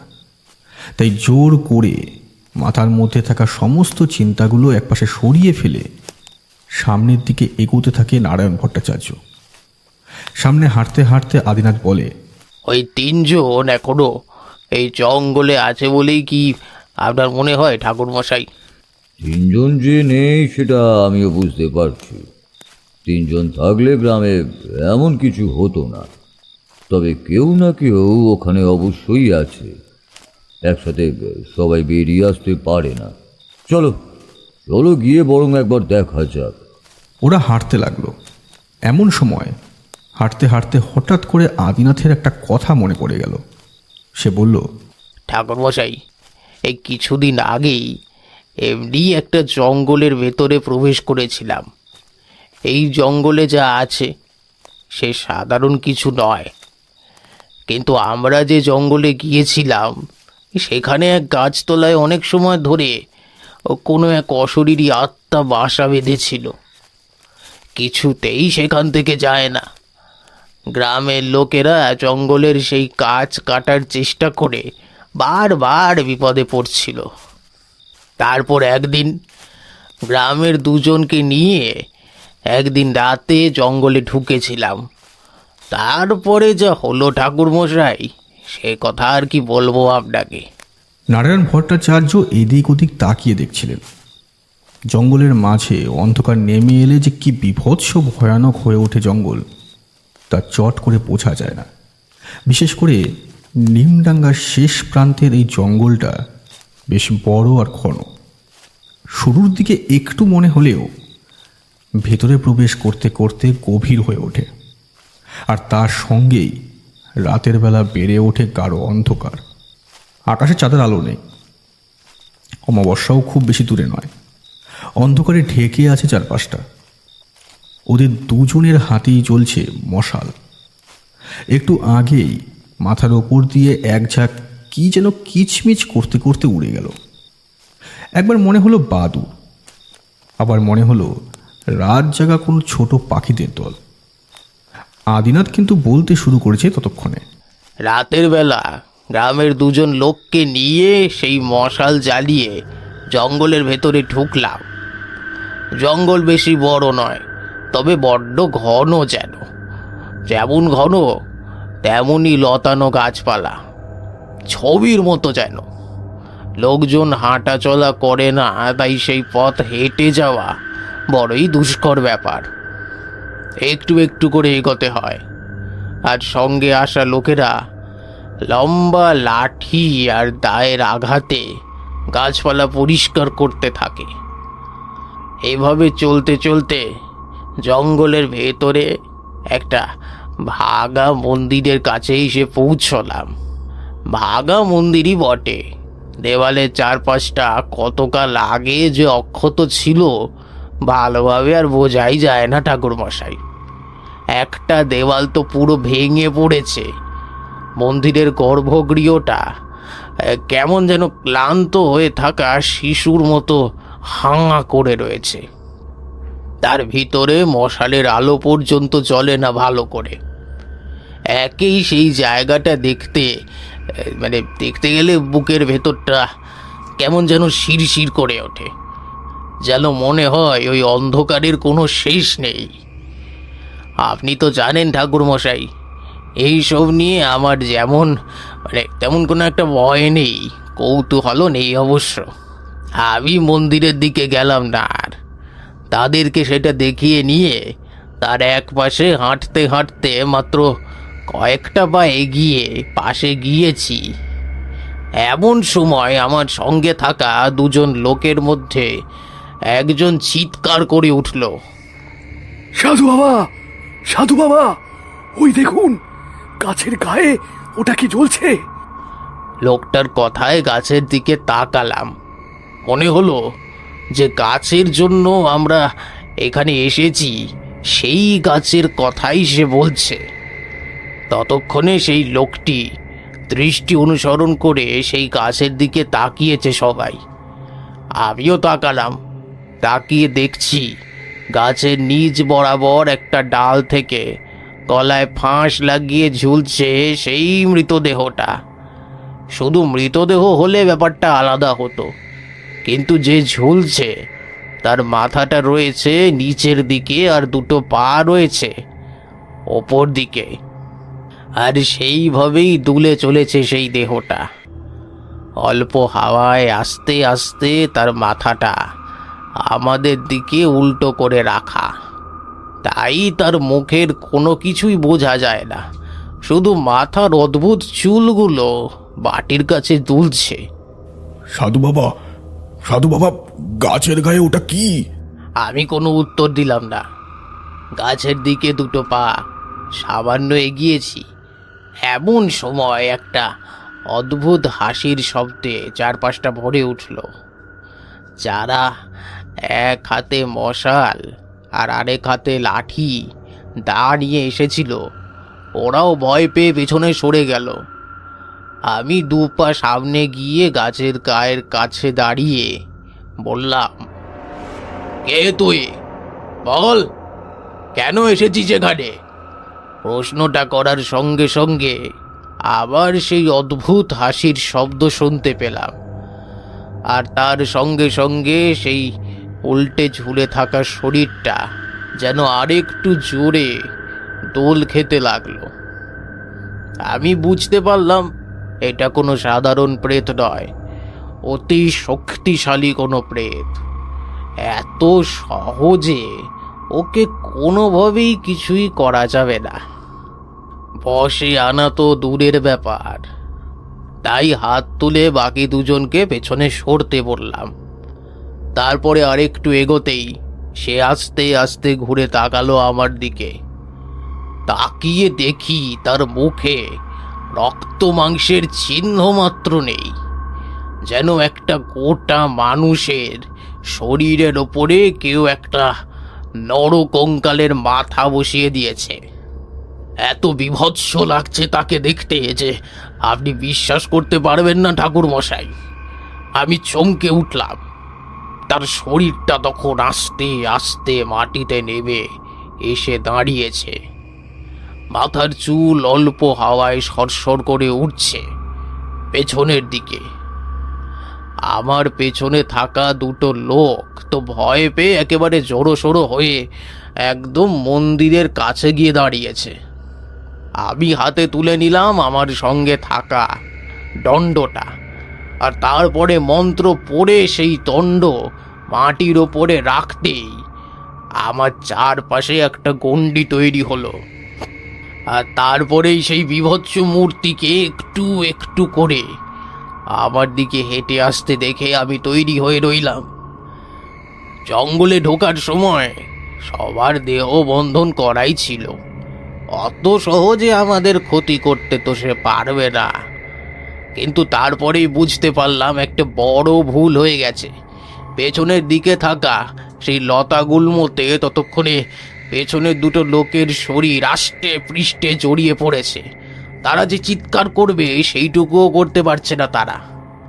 তাদের মুখটাও সেই লতানো গাছে আটকে রয়েছে। এরই মধ্যে সেই বীভৎস অবয়বটি শরীর কাঁপানো হাসি হাসতে হাসতে বলল কিনা, রাতের বেলা এখানে কেউ এলে আর ফিরে যায় না। সে কথা তোরা জানিস না? তারপরেও এখানে এসেছিস কোন সাহসে? এর আগে এখানে আদিনাথ কখনো আসেনি, আর আজ যখন এসেছে তখন তোকে এখান থেকে বিদায় নিতেই হবে। মূর্তিটা এক লাফে গাছের ওপর উঠে গিয়ে গাছের সবচেয়ে নিচের ডালের কাছে ঠিক হামাগুড়ি দেওয়ার মতো উবু হয়ে বসে খ্যাক খ্যাক করে হাসতে লাগলো। আর তারপরেই গাছের একটা করে ডাল ভেঙে পড়তে লাগলো নিচের দিকে। আমি কোনো রকমে সেই ডালের আঘাত থেকে নিজেকে বাঁচিয়ে নিয়ে মন্ত্র পড়লাম। শুধু তাই নয়, সঙ্গে করে একটা জিনিসও আমি নিয়ে গিয়েছিলাম। সেটা গাছের তলায় মাটির কাছে রাখতেই গোটা গাছ একবারে ছড়ছড় করে কেঁপে উঠল যেন। সেই বীরত্ব মূর্তিটার মুখে একবার চিৎকার শুনতে পেলাম আমি। ওটা সরিয়ে নে, ওটা সরিয়ে নে, যা এখান থেকে, যা যা যা, তোদের ছেড়ে দিলাম, যা সরিয়ে নিয়ে যা বলছি, যা তোরা এখান থেকে যা। এতক্ষণ পরে নারায়ণ ভট্টাচার্য প্রথম কথা বলে উঠল। তাকে তাড়াবার জন্য কি ওটা নিয়ে গিয়েছিলে আদিনাথ? মন্ত্র পড়া হলুদ না কি ওই হলুদ গুঁড়ো? আদিনাথ বুঝতে পারল যে নারায়ণ ভট্টাচার্যের কাছ থেকে কোনো কিছুই লুকানো যায় না। সেটা অনুধাবন করে সে বলল, লোকটা মরে গিয়েছিল বিদ্যুৎ পড়ে। জঙ্গলের মধ্যে দিয়ে ফেরার সময় হঠাৎ করে মাথায় বাজ পড়ে।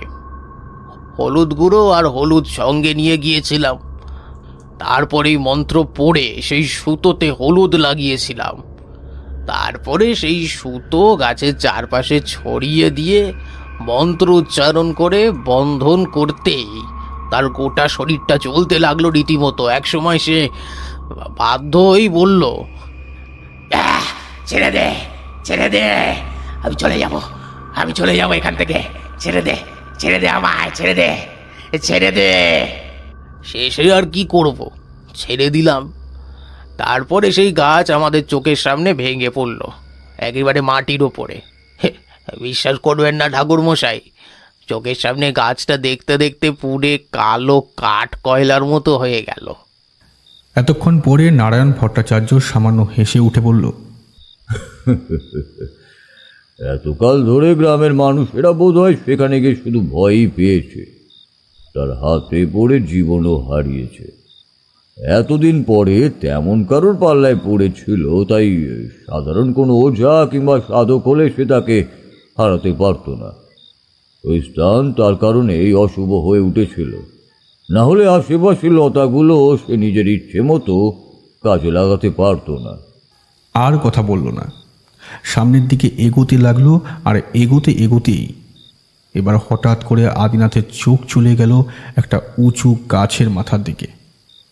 চট করে বোঝা যায় না, কিন্তু ভালো করে লক্ষ্য করলে দেখা যায় সেই গাছের মাথায় একদম উপরের দিকে ঠিক ডালের কাছে কে যেন দাঁড়িয়ে আছে। দৃশ্যটা অদ্ভুত, ভয়ঙ্কর। গাছের অত মাথার ওপরে দাঁড়িয়ে থাকা কারোর পক্ষেই সম্ভব নয়। একমাত্র পাখি ছাড়া ওখানে কেউ পৌঁছাতে পারে না। ঠিক সেইখানেই গাছের মাথার ওপর দুটো পা রেখে শরীরের বাকি অংশটা ওপরের দিকে তুলে দাঁড়িয়ে আছে কেউ। আদিনাথের মনে হলো সে সোজা তাকিয়ে রয়েছে তাদেরই দিকে। নারায়ণ ভট্টাচার্যর চোখেও পড়েছিল, কিন্তু আদিনাথ কিছু বলার আগে নারায়ণ ভট্টাচার্য বলে উঠলেন, আমি দেখেছি, এখন চুপ করে থাকো আদিনাথ। ওকে বুঝতে দেওয়া যাবে না যে আমরা ওকে দেখেছি।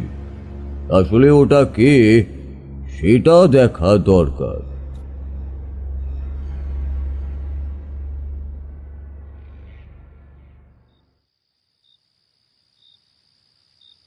সেদিন অবিনাশের জ্বর এসেছিল। সেখান থেকে সোজা ঠাকুরমশাইয়ের বাড়ি যাবে বলেই ভেবেছিল, কিন্তু কোনো কারণে সেখানে গিয়ে উঠতে পারেনি। রাস্তাতেই তার প্রচণ্ড জ্বর আসে। তখন সে হুড়মুড় করে বাড়ি ফিরে গিয়ে সেই যে বিছানায় শুয়ে পড়েছিল, তারপরে আর কিছু ভালোভাবে তার মনে নেই।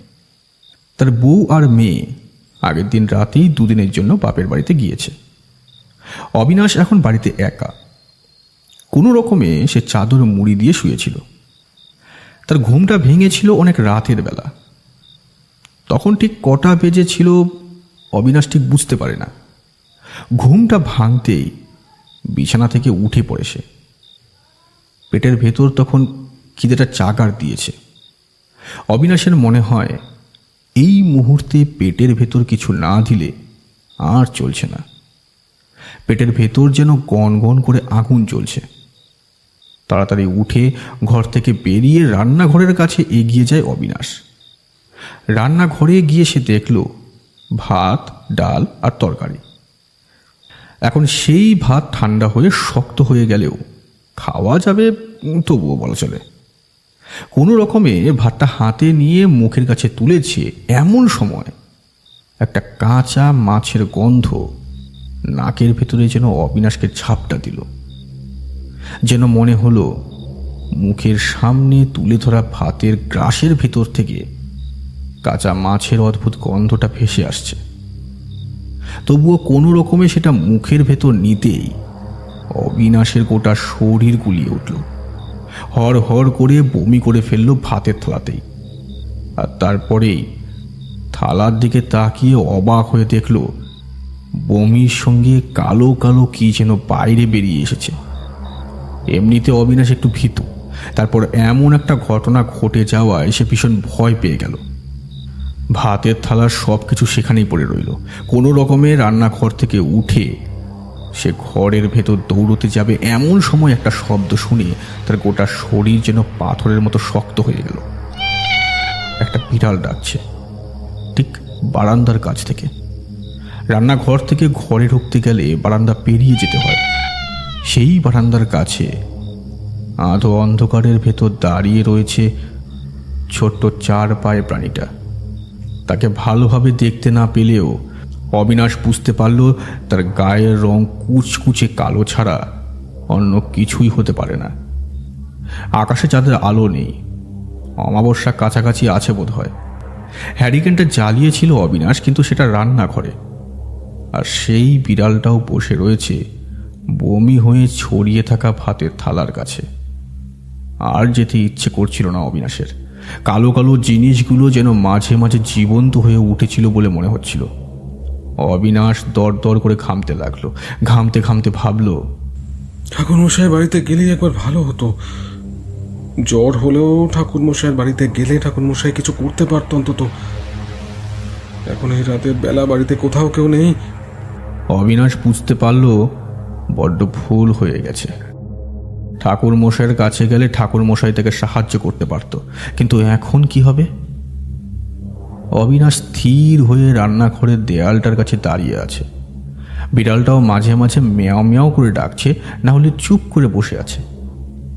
এতক্ষণে অন্ধকারে চোখ ধাঁধাস হয়ে আসতেই অবিনাশ বুঝতে পারল দেয়ালটার হোল দিয়ে দুটো চোখ যেন গনগনে আগুনের মতো জ্বলছে।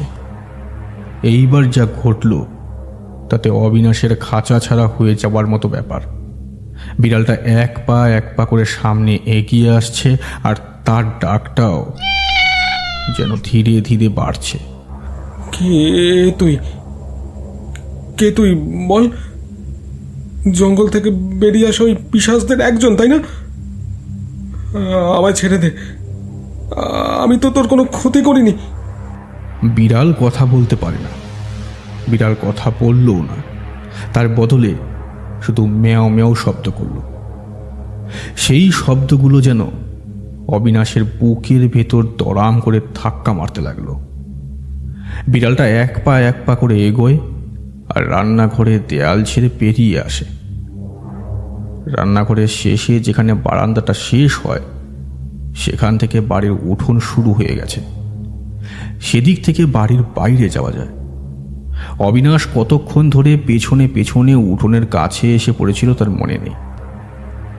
তার যেন বারবার মনে হচ্ছিল উঠোনের মধ্যে গিয়ে পড়লেই কারা যেন উঠোনের চারপাশে অপেক্ষা করে আছে। অবিনাশ যেই সেখানে নামবে অমনি সঙ্গে সঙ্গে ওরা তাকে ঝাপটে ধরবে। অবিনাশের ভাবনাটা কিন্তু সত্যিই হলো। অবিনাশের বুকের মধ্যে ধরপড়ানে পেরিয়ে গেল। বাইরে থেকে ঠান্ডা বাতাস যেন ঝাপটা দিয়ে পড়ল তার গায়ের ওপর। বিড়ালটা ততক্ষণে হাঁটতে হাঁটতে একদম রান্নাঘরের কাছে এসে পড়েছে। বিড়ালটা দুই চোখের সেই আগুন যেন বাড়ছে। বিড়ালটা এবার পেছনে দুটো পা সরিয়ে নিল, যেন লাফ দেওয়ার জন্য পূর্ব প্রস্তুতি নিচ্ছে। অবিনাশের গোটা শরীর তখন পাথরের মতো হয়ে গেছে। মনে হচ্ছে যেন আর একটু হলেই বিড়ালটা লাফিয়ে পড়বে তার গায়ের ওপর। এমন সময় বাড়ির বাইরে উঠোনের শেষ প্রান্তের গেটের কাছ থেকে কে যেন অবিনাশের নাম ধরে ডেকে উঠল। অবিনাশ, ও অবিনাশ, এই বাড়িতে আছো নাকি? অবিনাশের ধরে যেন প্রাণ এলো।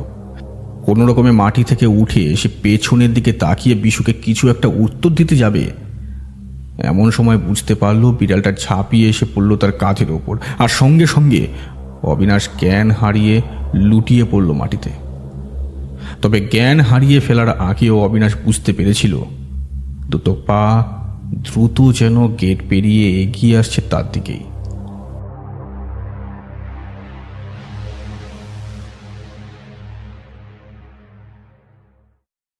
যে রাতে অবিনাশ সেই কালো বিড়ালটাকে দেখে ভয় পেয়েছিল, সেই রাতে ঠাকুরমশাই আর আদিনাথ গিয়ে ঢুকেছিল নিমডাঙ্গার দিক থেকে একটু জঙ্গলের ভেতরে।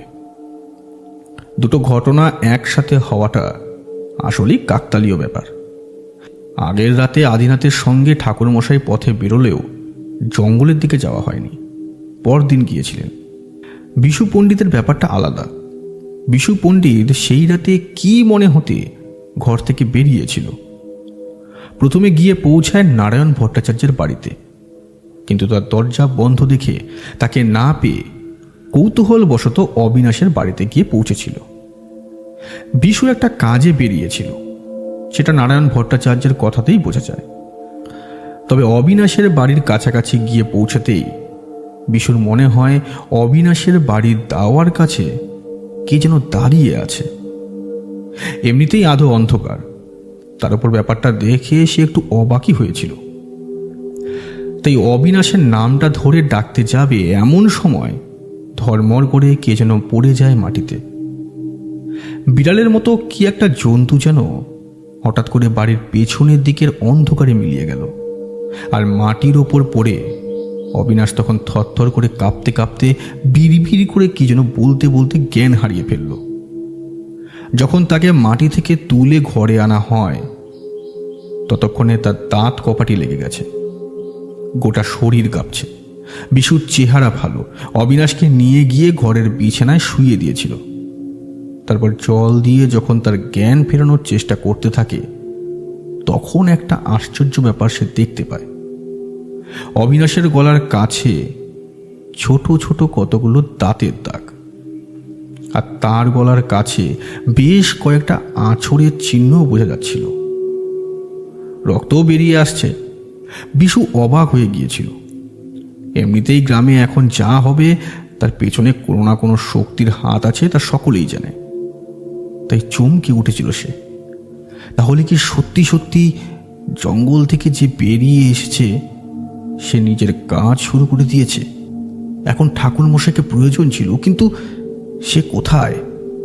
ঠাকুরমশাই, এই সময় যে আপনাকে প্রয়োজন, এখন আপনি এখানে না থাকলে কি করে যে কি হবে?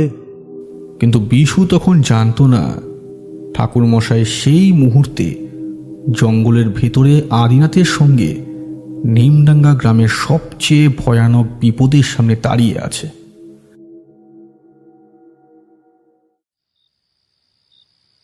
ঠাকুরমশাই, গাছের ওপরে যাকে দেখতে পেলাম সে কে বলুন তো? আমি তো ঠিক বুঝতে পারলাম না। 3 জনের মধ্যে যে কোনো একজন হতেই পারে। আদিনাথ, এখন আমাদের আরেকটা ব্যাপার নিশ্চিন্ত করতে হবে। এই জঙ্গলে যারা ছিল তাদের মধ্যে কজন বাইরে বেরোতে পেরেছে সেটা আগে জানতে হবে।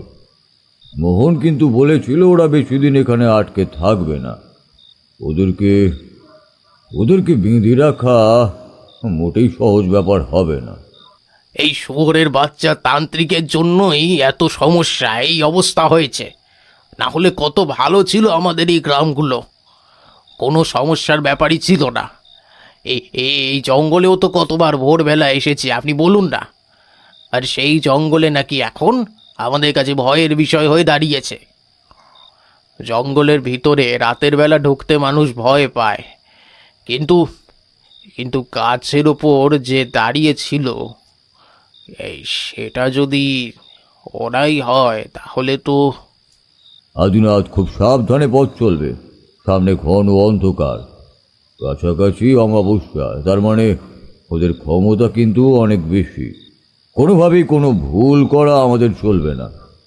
আমাদের উপরে কিন্তু নির্ভর করছে নিমডাঙ্গার তার আশেপাশের গ্রামের ভবিষ্যৎ। আদিনাথ মনে মনে কয়েকটা খিস্তি করে উঠল, কিন্তু ঠাকুর মশাইয়ের সামনে এভাবে খুব বেশি কথা বলা তার পছন্দ নয়। যদিও আদিনাথ অন্যরকম, তবুও ঠাকুর মশাই তো, সেখানে একটা মেনে চলতেই হয়। তাছাড়া নারায়ণ ভট্টাচার্য যে একসময় তাকে কিছু শিক্ষা দিয়েছিলেন সে কথাও আদিনাথ কখনো ভোলেনি। তাই নারায়ণ ভট্টাচার্যের কথা শুনে সে চুপচাপ এগোতে লাগলো জঙ্গলের ভিতরে। কোন দিকে তারা চলেছে সে ব্যাপারে দুজনেই ভালোভাবে জানে। আরো গভীর জঙ্গলের ভেতরে সেই জায়গার কথা আদিনাথ এত সহজে ভুলতে পারবে না। এর আগে সে এসেছিল মোহনের সঙ্গে, এমনকি নারায়ণ ভট্টাচার্যের সঙ্গেও সে এসেছিল সেবার। আদিনাথের সে কথা মনে পড়তেই গা শিউরে উঠল। সেবার এখান থেকে যে জীবন নিয়ে যেতে পারবে সেটাই সে ভাবেনি, কিন্তু ভাগ্যিস নারায়ণ ভট্টাচার্য সঙ্গে ছিল। মুখে না হলেও মনে মনে তার জন্য কৃতজ্ঞ থাকে সে সব সময়। নিমডাঙ্গা গ্রামে এর আগে 2 বার বিপদ নেমেছিল। দ্বিতীয়বারের বিপদটা মোহন একা হাতে সামলে নিয়েছিল, কিন্তু শেষ রক্ষা হয়নি। মোহনের হারিয়ে যাওয়ার পর নারায়ণ ভট্টাচার্য ও আদিনাথ দুজনে মিলে জঙ্গলে ঢুকেছিল। সেদিনও ছিল এমন রাত। তখন আদিনাথের ক্ষমতা এত বেশি নয়, তবে নারায়ণ ভট্টাচার্যের ক্ষমতা তখন অনেক। পথে চলতে চলতে বারবার আদিনাথ এদিক ওদিক তাকাচ্ছে। মাঝে মাঝে মনে হচ্ছে জঙ্গলের ভেতরে কে যেন খলখল করে হেসে উঠছে। মাথার ওপর দিয়ে ভেসে যাওয়া পাখির ডানার শব্দে আদিনাথ চমকে উঠেছিল। নারায়ণ ভট্টাচার্য থেকে থেকে তার কাঁধে হাত রাখেন আর বলেন, আদিনাথ, আমরা যাদের সঙ্গে মোকাবিলা করতে যাচ্ছি তাদের সবচেয়ে বড় ক্ষমতা কি বলতো? আদিনাথ অবাক চোখে তাকিয়েছিল। ওদের ক্ষমতা হলো আমাদের মনের ভয়। আমরা যত বেশি ভয় পাবো তত ওদের ক্ষমতা বাড়বে, ততই ওরা আমাদের ক্ষতি করতে পারবে। কিন্তু তুমি ভয় না পেলে ওরা তোমার কোনো ক্ষতি করতে পারবে না। দেহ বন্ধন করা থাকলে কোনো প্রেতের ক্ষমতা নেই যে তোমায় স্পর্শ করে, যতক্ষণ না পর্যন্ত তুমি নিজে এমন কোনো ভুল করে ফেলো ওদের কাজে। কিন্তু কিন্তু ঠাকুরমশাই, মোহন তো হারিয়ে গেছে। মোহনকে যে ওরাই নিয়ে গেছে সেই কথা আমি নিজে ভালো করে বলতে পারি। মোহনের সঙ্গে আমার কথা হয়েছিল। তাহলে তাহলে যাদের মোহনকে নিয়ে যাওয়ার মতো ক্ষমতা আছে তারা তো আমাদেরকে। আমি থাকতে তোমার ক্ষতি করবে এমন ক্ষমতা কারণ নেই। নারায়ণ ভট্টাচার্য আদিনাথকে নিয়ে জঙ্গলের ভেতরে সেই বিশেষ জায়গাটায় গিয়ে পৌঁছেছিল। জায়গাটায় একটা বড় উঁচু গাছ আছে, চারপাশে মস্ত একটা মাটির ঢিপি আছে। কোনো এক সময় এখানে নাকি কোনো এক রাজার প্রাসাদ ছিল। রাজার সিংহাসন নাকি এখানেই ছিল। ওই ওই মাটির তলায় আছে এমন কথা অনেকে বলে। সেই সিংহাসনের পাশ থেকে গড়ে উঠেছে ওই বড় গাছ। ওই ঢিবিকে নিমডাঙ্গা এবং আশেপাশের লোকেরা রাজার ঢিবি বলেই জানে। আর ওই ঢিপির পেছনের দিকেই জমিটা ভালোভাবে নেমে গেছে নিচের দিকে। সেখানে একটা গোল মতো গর্ত রয়েছে। যখন বৃষ্টি হয় সেই গর্তের মাঝে জল জমে। ওই জল জমা গর্তের ভেতরেই রয়েছে সেই 3 কৃষকের দেহ। ওরা হলো মৃত্যুহীন পিশাচ। তাদের শরীরের ক্ষয় নেই, শুধু ওদের আটকে রাখতে হয়। পথে হাঁটতে হাঁটতে নারায়ণ ভট্টাচার্য আদিনাথকে সমস্ত কথাই খুলে বলেছিল। যে কথা আদিনাথ নিজে জানতো না সে কথাও বলেছে। আদিনাথ বুঝেছিল নারায়ণ ভট্টাচার্যের এমন অনেক কথা হয়তো নিমডাঙ্গার কোনো লোকেরাই জানে না। আজ থেকে অনেক বছর আগের কথা। তখন এই জঙ্গলের ঠিক মাঝখানে ছিল এক রাজার রাজপ্রাসাদ। তখন জঙ্গলের আশেপাশে বসতি খুব বেশি ছিল না। আসলে যে সময়ের কথা বলছি তা অনেক বছর আগের কথা। তখন লোকালয় এত বেশি থাকতো না। রাজার প্রাসাদেই থাকতো রাজা আর তাদের এক রাজকন্যা। অন্তত গল্পে তেমনটাই জানে। রাজকন্যাকে দেখতে ছিল অসাধারণ সুন্দরী। সে রাজকন্যাকে বিবাহ করার জন্য দূর দূর থেকে অনেকেরই বিবাহের প্রস্তাব আসতো, কিন্তু রাজকন্যার কাউকে পছন্দ হতো না।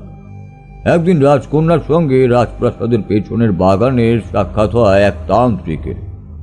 তান্ত্রিককে দেখতে ছিল অসাধারণ।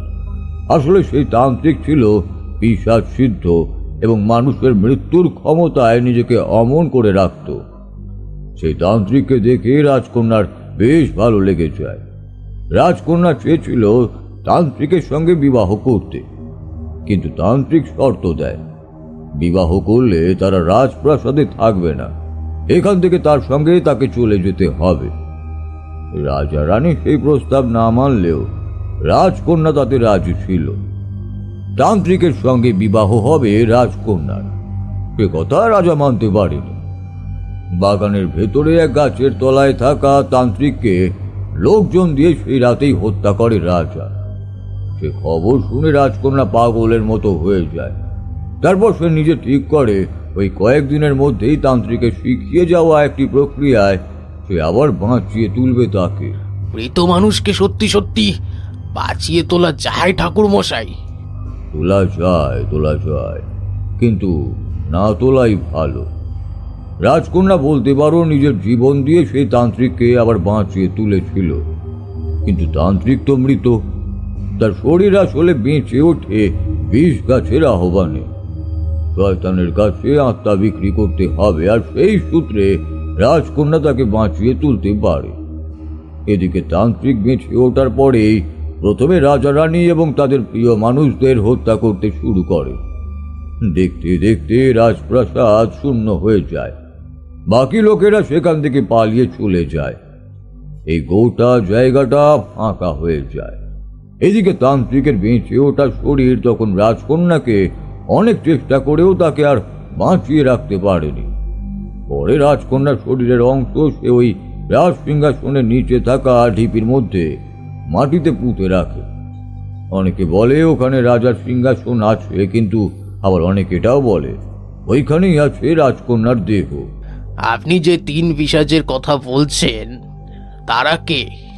এই 3টি পিশাচ হলো আসলে এমন 3জন মানুষ যারা সেই রাতে তান্ত্রিকের ক্ষমতাকে আটকাতে সাহায্য করেছে। তারা নিজেরাও জানতো এটা তাদের ক্ষমতার কাজ নয়।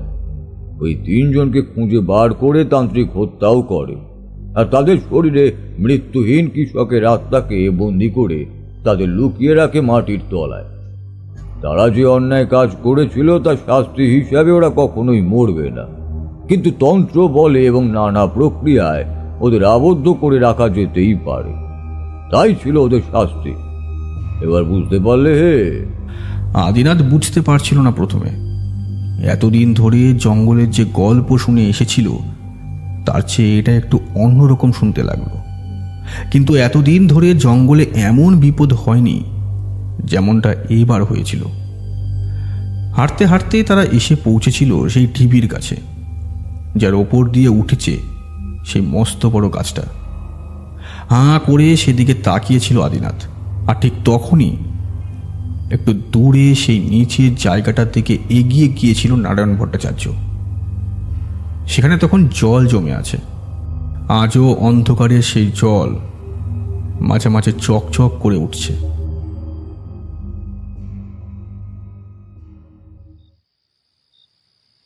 এখন কেমন লাগছে অবিনাশ? আর তোমার কি হয়েছিল? অবিনাশ ফ্যাল ফ্যাল করে কিছুক্ষণ তাকিয়ে রইল বিশু পণ্ডিতের দিকে, তারপর বলল, বিশু, আমার যে কি হয়েছে তা বুঝতে পারছি না। তুই যখন এলি তার আগে একটা বিড়াল আমার ঘরে এসেছিল। ওই বিড়ালটাকে আজ দুপুরবেলা আমি দেখেছিলাম। বিড়াল? বিড়ালকে ভয় পেতে শুরু করেছো নাকি অবিনাশ তুমি? বুঝতে পারছিস না? ওটা সাধারণ কোনো বিড়াল নয়। আজ সকালে হারাধন ভট্টাচার্যের সঙ্গে। কথায় কথায় সকালের সমস্ত ব্যাপারটা ছোট করে বিশুকে খুলে বলে অবিনাশ। বিশু বুঝতে পারে গ্রামে যে সমস্যাটা শুরু হয়েছে সেটা আস্তে আস্তে বাড়ছে। তাকে একটা কাজের জন্য পাঠিয়েছিল পাশের গ্রামে। সেখানে গিয়ে খবরটা ভালো করে নিয়ে এসেছে। এমনকি বসন্তের সঙ্গে আবার দেখা করে এরপরে কি করা যায় সে ব্যাপারেও কথা হয়েছে। আদিনাথকে বসন্ত নাকি ঠাকুর মশাইয়ের কাছেও পাঠিয়েছিল, কিন্তু এখন তো তার কিছুই করার নেই। অন্তত ঠাকুর মশাই না আসা পর্যন্ত এরপর কি করা যায় সেসব ঠিক করা যাবে না। কয়েকটা দিন একটু সাবধানে থাকতে হবে অবিনাশ। গ্রামের লোকেদের এখন আলাদা করে কিছু বলার দরকার নেই, না হলে ওরা চিন্তা করবে। এখনও যখন কারোর কোনো ক্ষতি হয়নি তাহলে কারোর ক্ষতি হবে বলে তো মনে হয় না। কিন্তু কিন্তু বিড়ালটা কোথায় গেল? তোমার কালি গলায় এমন দাগই বা কিসের?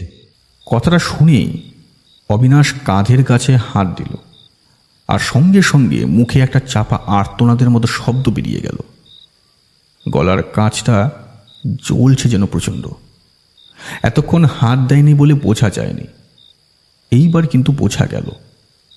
গলার কাঁচ থেকে হাতটা সরিয়ে আনতে হাতের লাগা রক্তটা দেখতে পেয়ে অবিনাশ কেমন যেন চমকে ওঠে। এসব কখন হলো? আমি যখন শুয়ে পড়েছিলাম তখন নাকি? কথা বলতে বলতে অবিনাশের চোখ চলে যায় ঘরের সিলিংয়ের দিকটায়। টালির ঘর, লম্বা লম্বা দুটো বাঁশ, একটা আড়াআড়ি, একটা লম্বালম্বিভাবে দেওয়া হয়েছে। ঠিক তেমনই একটা বাঁশের ওপরে সেই কালো বিড়ালটা চুপ করে বসে আছে। এতক্ষণ ধরে তাদের দিকে তাকিয়ে দেখছিল। এই মাত্র অবিনাশ দেখতে পেয়েছে দৃশ্যটা। দেখে সে চিৎকার করে উঠল। আঙ্গুলটা তুলে সামনের দিকে বিশুকে দেখাতে যাবে, এমন সময় দেখল না, সেখানে সে নেই। অবিনাশের মুখের ভাবের পরিবর্তন দেখে বিশু সঙ্গে সঙ্গে তাকিয়েছিল বাঁশের দিকে, কিন্তু এক মুহূর্তের জন্য বিশুর যেন মনে হলো অন্ধকারের মধ্যে বাঁশের জায়গা থেকে কিছু একটা হুট করে সরে গেল, কিন্তু চোখে দেখা গেল না। ঘরের ভেতরের বাতাসটা অনেকক্ষণ থেকে ভারী হয়েছিল। খোলা জানালা দিয়ে হাওয়া এসে ঢুকতে লাগলো ঘরের ভেতর। বিশু এগিয়ে এসে অবিনাশের কাঁধের ওপর একটা হাত রেখে বলল, চিন্তা করুন অবিনাশ, আজকে রাতটা আমি এখানেই থাকছি। কাল সকালে দুজনে মিলে একবার ঠাকুর মশাইয়ের বাড়িতে যাব। সমস্যা যে কিছু একটা হচ্ছে সেটা আমি বেশ ভালোই বুঝতে পারছি।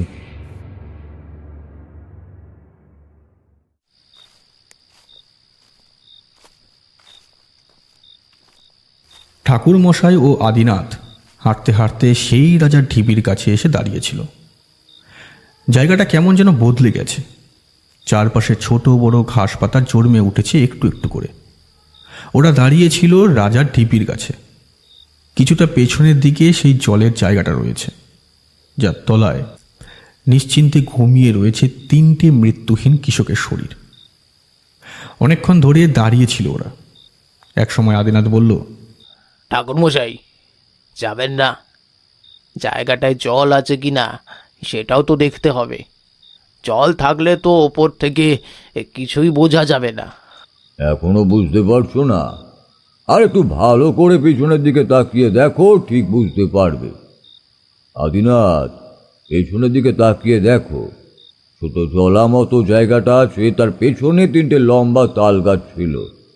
আজকে এখনো আছে, কিন্তু সেই তাল গাছের একটা তাল গাছ থেকে হঠাৎ করেই কেমন যেন শুকিয়ে এসেছে।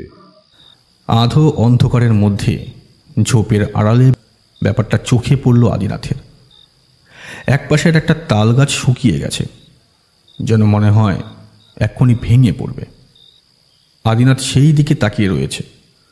একজন বাইরে বেরিয়েছে। কে বেরিয়েছে তা বলতে পারছি না, তবে বেরিয়েছে। ওই 3টে তাল গাছের মধ্যে একটা শুকনো গাছ হলো তারই প্রমাণ। আদিনাথের মনে হলো ঠান্ডা শির শির একটা হাওয়া তার মাথার ওপর দিয়ে বয়ে গেল। নারায়ণ ভট্টাচার্য বুঝতে পারল হঠাৎ করে যেন গম্ভীর হয়ে গেছে চারপাশের অন্ধকারটা। তার মধ্যে চলতে থাকা মাত্র 2টো অল্প আলো চারপাশটাকে যেন আরও রহস্যময় করে তুলেছে। আদিনাথের ক্ষমতা নেহাত কম নয়। আদিনাথ নারায়ণ ভট্টাচার্যের মতো না হলেও বড় মাপের তান্ত্রিক, কিন্তু তবুও আজ থেকে কয়েক বছর আগে সেই অদ্ভুত জায়গাটা চোখের সামনে দেখে কেমন যেন হয়ে গেছে। এই জায়গা আর অন্যান্য জায়গার মতো নয়। ওই জলার মতো জায়গায় মাটির তলায় যারা শুয়ে আছে তারা তার মতো 100টা তান্ত্রিককে একা হাতে খতম করতে পারে, সে কথা আদিনাথ খুব ভালোভাবেই জানে। নারায়ণ ভট্টাচার্য যে ওদের সঙ্গে ভালোভাবে মোকাবিলা করতে পারবে সে কথাও নয়, কিন্তু একটা জায়গা থেকেই ওরা এগিয়ে রয়েছে। ওরা জীবিত, আর যারা ওখানে শুয়ে আছে তারা সবাই মৃত। ওদের ক্ষমতা একটা সময় পর্যন্ত এবং একটা জায়গা পর্যন্ত সীমিত। তাহলে আমরা কি করব ঠাকুরমশাই এবার? তুমি ওই জলাধারে থাকবে, আমি জলায় নামবো। জলে নেমে দেখবো আসলে ব্যাপারটা কি। জল শুকিয়ে যাওয়ার জন্য অপেক্ষা করলে আর মোটেই চলবে না। আদিনাথ অবাক হয়ে গেল। এই রাতের বেলা জলার মধ্যে নামবে, দেখবে জলার তলায় শুয়ে থাকা সেই মৃত্যুহীন পিশাচের মধ্যে কোনটা বাইরে বেরিয়েছে, তারপর যদি কোনো ক্ষতি হয়। কিন্তু তার কথার ওপর কথা বলার মতো ইচ্ছে আদিনাথের হলো না। তার সেই রুক্ষ ভাব, মুখের অসভ্য ভাষা, সেই শব্দ, পাথরের মতো মানুষটা কোথায় যেন বদলে গেছে। এক মুহূর্তে তার বদলে এখানে এসে দাঁড়িয়েছে কয়েক বছর আগের সে নারায়ণ ভট্টাচার্যের সঙ্গে আসা তান্ত্রিকটা, যার মনে অজস্র কৌতূহল আর ভয়। সে জানে এই জঙ্গল থেকে বেঁচে ফিরতে গেলে অভিজ্ঞ এক তান্ত্রিকের কথা শোনাই ভালো। ঠাকুরমশাই এগিয়ে গেল জলার দিকে। 2টো মশাল হাতে নিয়ে দাঁড়িয়ে রইল আদিনাথ। ঠাকুরমশাই জলে নেমে বিড়বিড় করে মন্ত্র পড়তে পড়তে এগোতে লাগলো জলের দিকে। ঠিক মাঝখানের দিকে জল বেশি নয়, প্রায় হাঁটু পর্যন্ত। তবুও আদিনাথের মনে হচ্ছিল জলের তলায় তারা যেন অপেক্ষা করছে ঠিক এই মুহূর্তের জন্যই, কারণ ততক্ষণে সেই শুকিয়ে যাওয়া তাল গাছের মাথাটা একটু একটু করে নড়তে শুরু করেছে।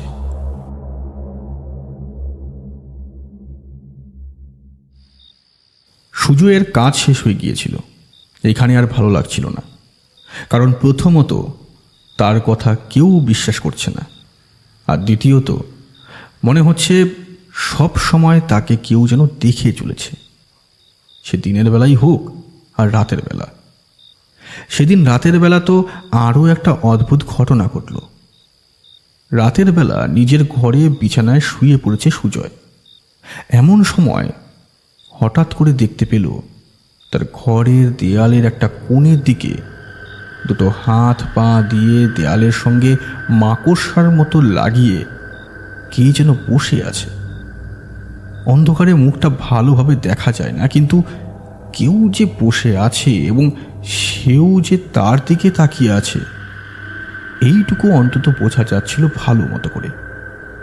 সুজয় খুব একটা ভয় পেল না। অজানা কোনো কারণে বলল, কে তুমি?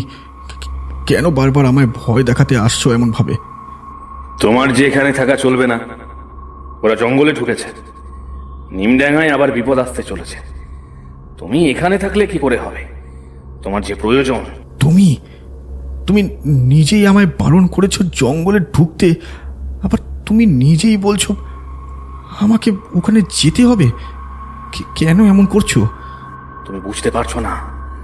তোমার তোমার ডান হাতের কাছে ভালো করে দেখো। ডান হাতের কাছে ওই কাটা দাগের দিকে তাকিয়ে কিছু মনে পড়ে? সুজয় হাতের দিকে তাকালো। ডান হাতের কাছে একটা কাটার দাগ সত্যিই আছে, কিন্তু সত্যি তার কিছুই মনে পড়ছে না। একদিন সকালে ঘুম থেকে উঠে হাতের কাছটা ব্যথা অনুভব করেছিল। দিনের আলোয় তাকিয়ে দেখেছিল একটা দাগ হয়েছে। বিছানাটা রক্তে সামান্য ভেসে আছে। মলম লাগিয়ে কাপড় বেঁধে নিয়েছিল, কিন্তু কিভাবে কেটেছিল সে কথা সে জানে না।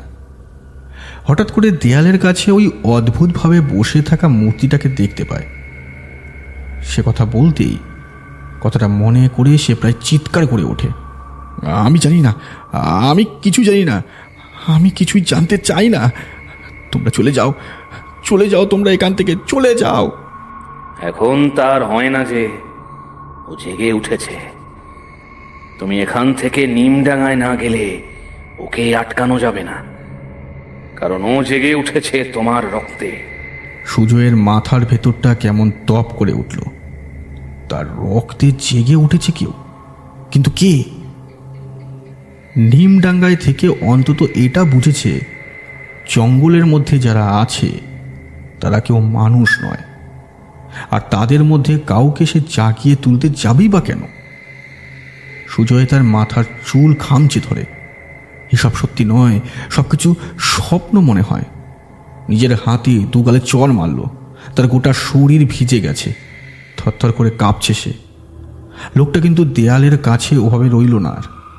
টিকটিকির মতো বুকে হেঁটে দেয়ালের ওই প্রান্ত থেকে এই প্রান্তের কাছে এসে পড়ল। এখন সে বসে আছে ঠিক সুজয়ের মাথার পেছনে। সুজয় ক্লান্ত গলায় বলে ওঠে, তাহলে তাহলে কি করব আমি এখন? কাল গ্রামে ফিরে যাও। আজ রাতে ওরা অনেক কিছু দেখবে। তারপর কাল সকাল সকাল ওরা সবাই ফিরে আসবে, আর দুদিন পরে ওরা সবাই মিলে জঙ্গলে ঢুকতে শুরু করবে। তার আগে তুমি ফিরে যাও, না হলে মহা বিপদ হবে। এমনিতেই লোকটার গলা বড় অদ্ভুত, কেমন যেন চাপা ফ্যাসফ্যাসে। তারপর শেষের কথাগুলো সে আরও অদ্ভুতভাবে বলল। তারপরে খিলখিল করে হাসতে হাসতে হঠাৎ জানলার দিক দিয়ে এগিয়ে গেল কোথায় যেন। সুজয় অবাক হয়ে গেল। জানলায় যেমন ফাঁক আছে, তার মধ্যে দিয়ে একটা গোটা মানুষের শরীর বের হতেই পারে না, কিন্তু লোকটা তার চোখের সামনে হাওয়ায় বেরিয়ে গেল। অনেকক্ষণ ঠায় হয়ে বসে রইল সুজয়। তারপর ঠিক করল কাল সকালেই সে চলে যাবে। ততক্ষণে একটা ব্যাপার ঘটে গেছে। সুজয় বাড়িতে এলে ঘরের দরজা বন্ধ রাখে না, খোলাই রাখে। সুজয়ের মা কোনো একটা কারণে রাতের বেলা উঠেছিল। নিজের কাজ ছেড়ে ফিরে যাওয়ার সময় কি মনে হতে সুজয়ের ঘরের দরজার কাছে এসে দাঁড়িয়েছিল, আর ঠিক তখনই সমস্ত ব্যাপারটা তার চোখে পড়ে। ঘরের দেয়ালের কাছ থেকে জানলার দিকে বেরিয়ে যাওয়া ও সুজয়কে কেমন মেয়েলিভাবে চুপ করে বসে থাকা। বিছানা থেকে নামতেই দেখতে পায় তার মা দরজার কাছে দাঁড়িয়ে ভয়ে থরথর করে কাঁপছে। মা, মা তুমি এখানে? সুজয়ের কথা শুনে তার মা যেন সম্বিত ফিরে পায়। ভয়ে একটা আর্ত চিৎকার করে উঠে সে ছুটে যায় বাইরের দিকে। চিৎকার করে কি যেন বলতেও থাকে, আর তারপর ঘরের দরজা খুলে সেই রাতেই সে বাইরে বেরিয়ে যায়। সুজয় প্রথমে ভ্যাবাচাকা খেয়ে যায়, তারপর নিজেও বাইরে বেরিয়ে আসে তার মায়ের খোঁজে।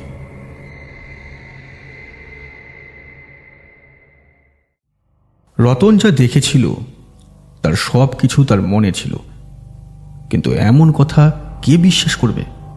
তাছাড়া মাস্টার মশাই ফিরে না আসা পর্যন্ত তো সে কিছুই করতে চায় না। তাই 2 দিন সে বাড়িতেই রইল। তৃতীয় দিনের দিন কি কারণে বেরিয়েছিল, বাড়ির পেছনের ওই মজা ডোবাটার কাছে গিয়ে তার রাতের কথাটা বারবার মনে পড়ে যাচ্ছে। আর এক আশ্চর্য ব্যাপার ঘটেছিল। গোবিন্দ আর তার দলের লোকেদের মৃতদেহ তো দূরের কথা, 1 ফোঁটা রক্ত পর্যন্ত পাওয়া যায়নি। রতন বুঝেছিল ব্যাপারটা সহজ নয়। যে বেরিয়ে এসেছে সেই এই কাজ করেছে, কিন্তু কেন? গোবিন্দকে মারতে যাবে কেন? গ্রামে এত লোক থাকতে কাউকে সে মারেনি, শুধু গোবিন্দ কেন? রতন অপেক্ষা করতে লাগলো মাস্টার মশাই ফিরে আসার জন্য। মাস্টার মশাই ফিরলে সে সব কথা তাকে খুলে বলবে, আর তারপর যা করার করবে। আর কাউকে মরতে দেবে না সে। গোবিন্দ লোকটা ভালো না, সে মরেছে ঠিকই হয়েছে, কিন্তু আর কেউ নয়। অন্তত নিমডাঙ্গার কাউকে ওই জঙ্গল থেকে বেরিয়ে আসা পিশাচের হাতে পড়তে দেবে না। রতনের মনে পড়তে লাগলো রাতের জঙ্গল থেকে বেরিয়ে আসা সেই বিভৎস মূর্তিটার কথা। যতই মনে পড়তে লাগলো ততই তার মনে পড়তে লাগলো মাস্টারের বলে যাওয়া কথাগুলো। ভালো ছেলে হয়ে থাকবি রতন, চিন্তা করবি না, আমি ঠিক চলে আসব, আমি আছি তো, একদম চিন্তা করবি না। রতন চিন্তা করলো না, কিছুই করলো না। অথচ ঘরের জানলাটার কাছে দাঁড়িয়ে বাড়ির পেছনে সেই মজা ডোবার দিকে চোখ পড়তেই তার চোখ থেকে বেরিয়ে এলো চোখের জল।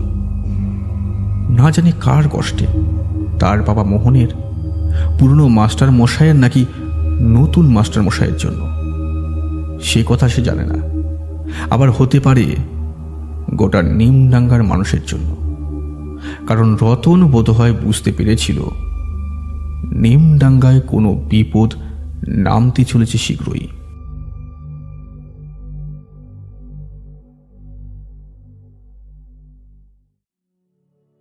এতক্ষণ শুনছিলেন নিমডাঙ্গা সিরিজের সিজন 2 প্রথম অংশ। আমরা আবারও ফিরে আসব আপনাদের কাছে একটা নতুন গল্প নিয়ে। আর হ্যাঁ, সাবস্ক্রাইব না করে থাকলে অবশ্যই করে দেবেন কিন্তু, কারণ নিমডাঙ্গা সিরিজের আরও অংশ খুব শীঘ্রই আসবে। ধন্যবাদ।